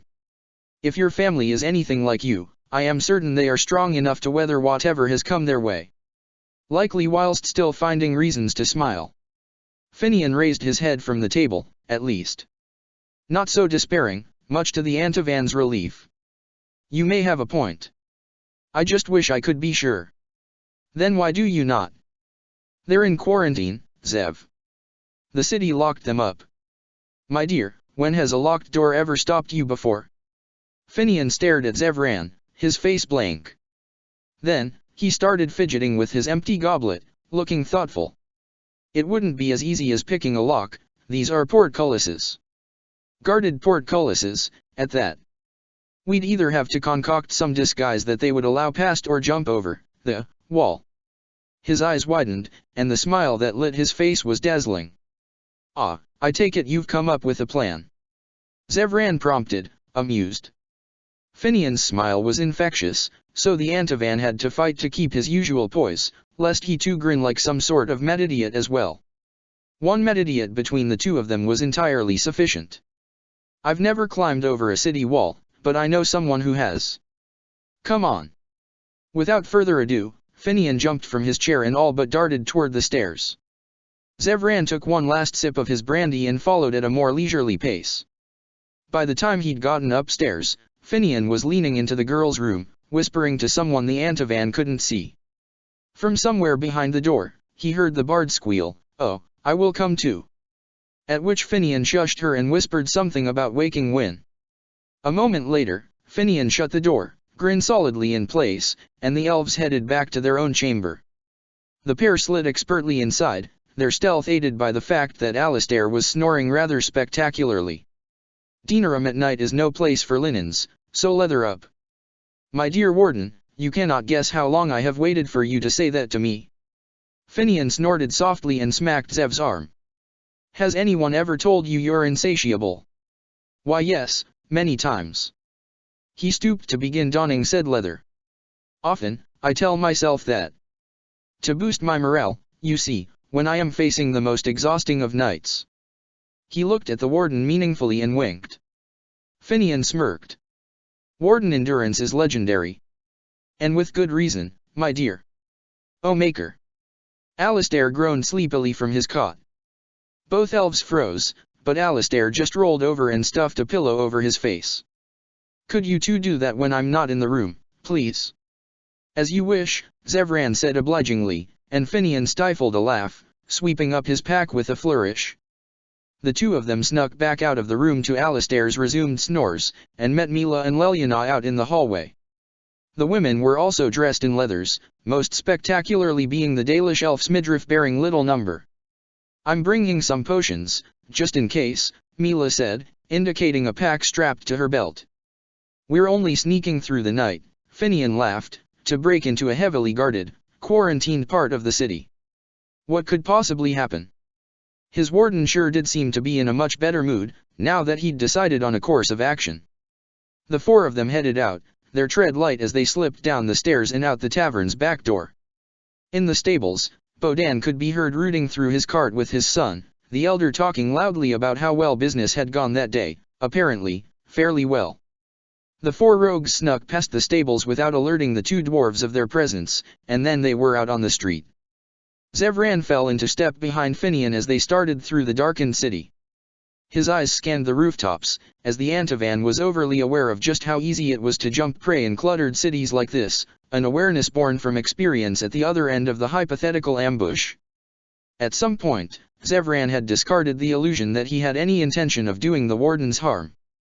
Not only because, were he lucky enough to take one or two wardens out, he had no reasonable hope of getting away with it. No, he was beginning to appreciate the merits of having the wardens around, last defense against the encroaching darkspawn that they were. Zevran wasn't one to subscribe to causes doing so just complicated things, but if there were any cause worth championing, stopping the blight from spreading seemed entirely practical. And Zevran was nothing if not practical. This was why he had assigned himself to the protection of the wardens. It was why he'd made himself as invaluable as possible to the one warden who had dared to trust him. He had not so recently been willing to throw his life away. The wardens had given him a reason to keep living, and he would gladly take that chance, and defend with his life the warden who had made it possible. It was practicality. So how are we getting in? Leliana asked as they ducked into an alley. Up and over, Finian said, pointing toward a nearby rooftop with a low overhang. Oh, that looks like fun. It has been a long time since I snuck around on rooftops. Zevran cast a smirk back at her. I would bet it has, dear Bard. This earned him a sour look from the sister, and he laughed. He was amazed that no one else had guessed her illicit past, but he supposed it was to be expected, as they hadn't known what crows were, either. Finian led them to the overhang and hoisted himself up with the ease of practice. Zevran and Mila followed fairly easily, though Leliana did need a bit of elven help being hoisted up. Once on the roof, Finian took a couple deep breaths. He was getting tense again. Zevran nudged the warden and gave him a playful smirk. Up for a race, my warden. This was a game they had played often on slow nights back in Red Cliff, and he could tell from the grin Finian sent back that it was a welcome distraction from his worries. And so, with the Dalish elf's eyes heavy at his back, the two jetted off across the rooftops, leaping between buildings with all the grace and agility of their roguish selves. Zevran chased Finian up over a slanted roof, overtaking the other elf at a gap over an alley. However, Finian played dirty. Zev felt a tweak in the vicinity of his hindquarters, and stumbled enough for the warden to laughingly retake the lead. Finally, they reached the stone wall that separated the alienage from the rest of the city, and it was perhaps fortunate that Finian was leading, because Zevran might have run right past it otherwise. The pair waited on a wall-adjacent rooftop while the girls caught up to their impromptu race. It is so cute, Leliana laughed as she bounced onto their rooftop, that you two can still play like that in times like this. The Dalish elf gave her a hard look. We are not here to play. We're here to play a little, Finian said, turning to look up at the wall. It stood a full 10 feet higher than their rooftop, but this height was made inconsequential as Mila drew a length of rope from her belt and tied one end to a peculiar-looking arrow. One shot of her bow later, and they had a viable route up to the top of the wall, no trouble for 4 people as capable as themselves.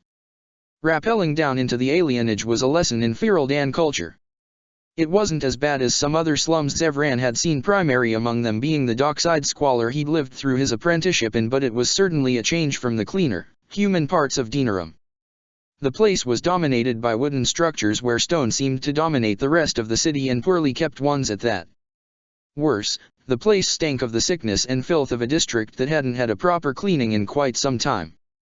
They descended into a moon-cast shadow behind a 2-story structure, casting all 4 of them in impenetrable gloom. It was impossible to see the other 3 in the darkness, but a hand on Finian's arm confirmed that the warden had once again become far too tense. "Something wrong, my warden. It smells sick." "I guess the quarantine is real after all," Leliana whispered. Finian could be heard swallowing, and Zevran squeezed his arm briefly before letting go. Silently, the warden led them behind a cluster of buildings and out into a main thoroughfare. "A vehinodal," Mila breathed, staring across the darkened district at a large tree that stood in the middle of the square. Zevran, however, was more concerned with the sound of heavy armored footsteps he heard down the way. He hissed an Antivan curse and shoved his warden into an alley. The girls, fortunately, had the mind to follow his lead. They hunkered in a shadow as an armored form passed their hiding spot. Curiously, he was not dressed in guard armor. "A Templar," Leliana whispered once he had passed. "I wonder what a Templar would be doing here at this hour." "Perhaps there is dark magic about," Mila said. "Don't say that," Finn groaned. He stepped back out onto the alienage Swan Street and led them under a wooden walkway and to a door. Zevran kept an eye out for that errant Templar while Finian knocked softly. A moment later, the door opened a crack, spilling a sliver of firelight out onto the road. "Go away," a female voice hissed. "There aren't any more sick here." "Shiani." The warden sounded surprised. "What are you doing at my dash?" "Andraste's oiled tits, Finn." The door was thrown open, and a red-headed elf yanked the warden through the door. If he hadn't been smiling, Zevran might have stabbed the stranger then and there. Even so, he kept his hands near his blades as he and the women followed Finian into the building. Leliana had the presence of mind to swiftly shut the door behind them. "What are you doing here?" The new redhead babbled, her hands roaming all over his warden's person as if to check that all his parts were there. "What am I doing?" "What are you doing? Why are you at my father's house?" "Oh, Finn, it's awful." Now she dragged him over to the small house's fireplace, and Zevran was ready for her to stop touching him now. "They've got your father." "What?"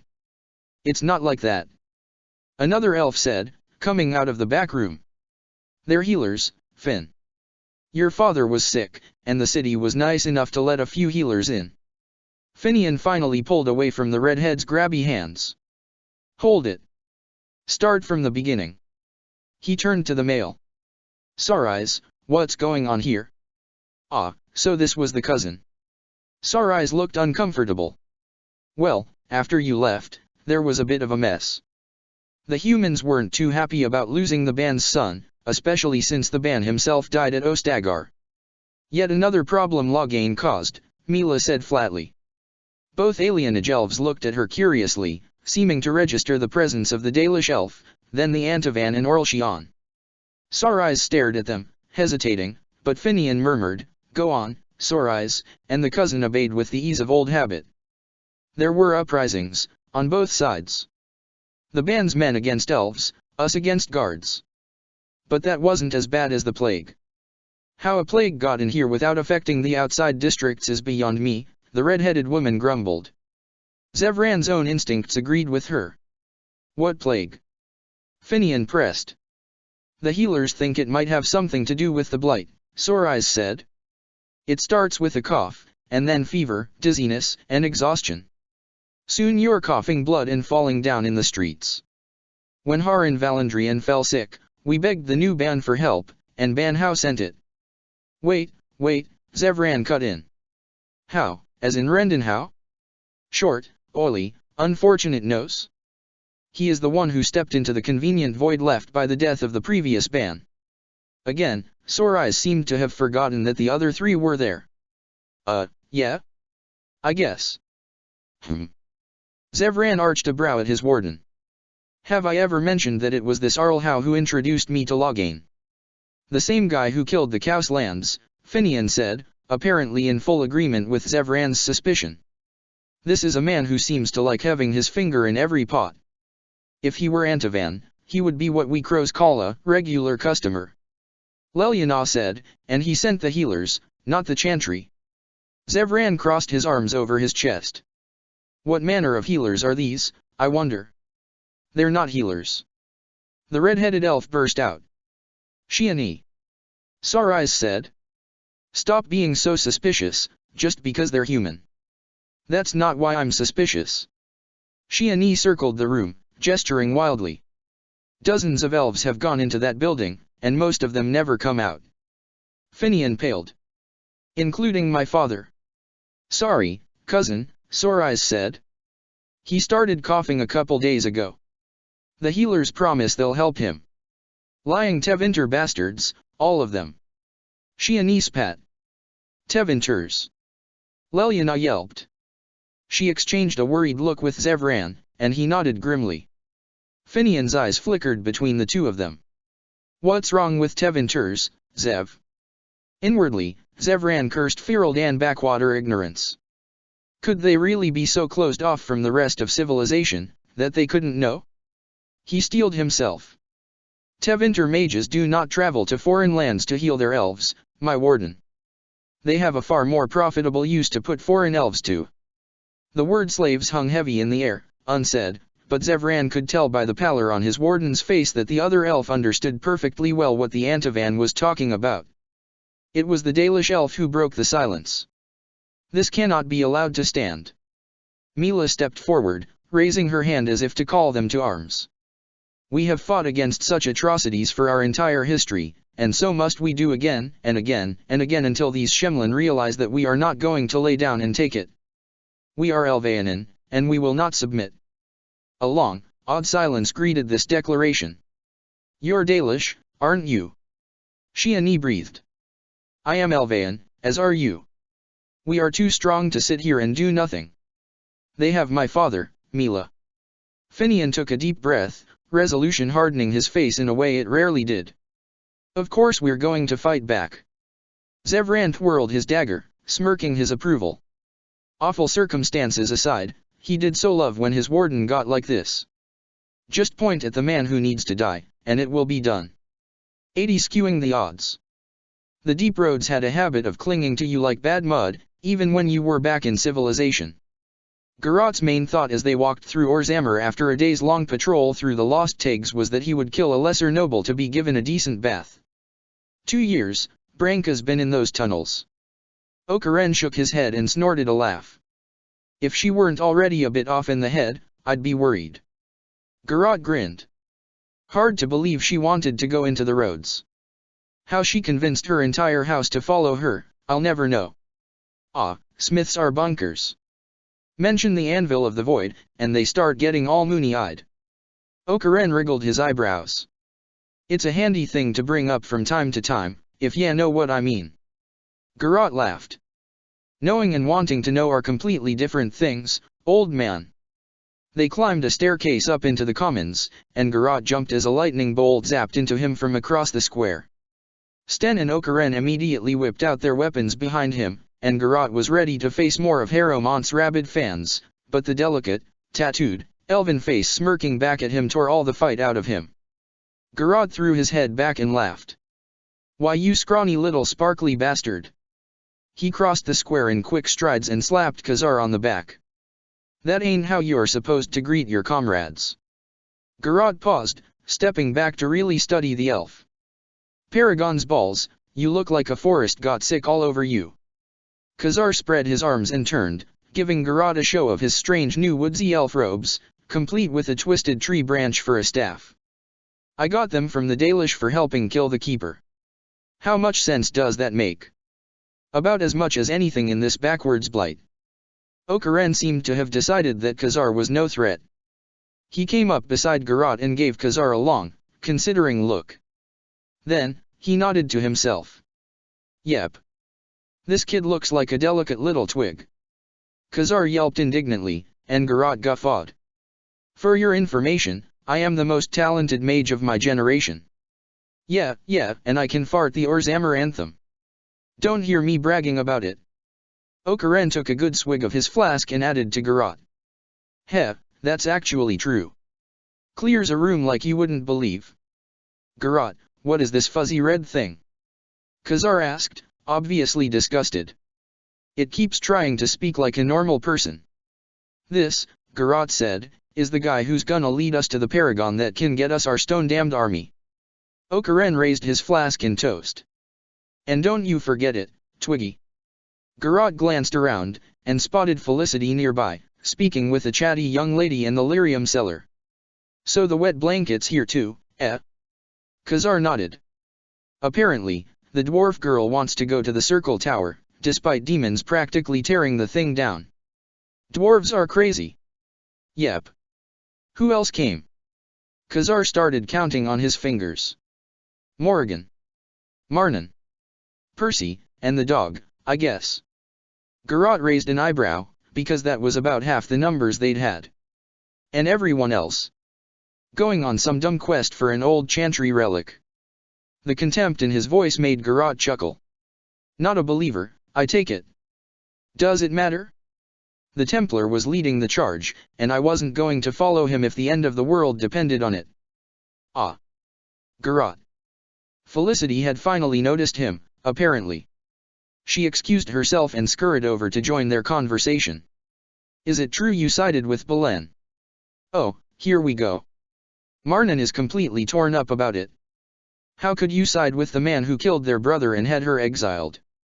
To be fair, Amel, the princess went to lengths to make sure no one knew that part of the story. But you know it now. How could you side with Belen? Garat sighed and started heading for the diamond quarter. I don't gotta answer to you. But you will have to answer to Marnan. She will demand it. And that's her right. This shocked the nosy woman into stopping, and Garat left her and Khazar to their devices to climb the stairs. That was well done, Sten opined. Though I do not approve of the Sarbas attacking us as a greeting. Ease up, Sten. The kid was just having fun. Magic should not be used so casually. It is a dangerous thing. Garat cast a glance back at the Cunary, whose jaw was locked tight. We need the firepower. So let it go, all right. Sten huffed discontentedly, but did as he was told. So. Okaren's gruff voice said after a moment of climbing in silence, that girl got anyone. Trust me, old man, that's a pile of crazy even you couldn't handle. Heh. I like a challenge. Garat now needed a bath to get that image out of his mind.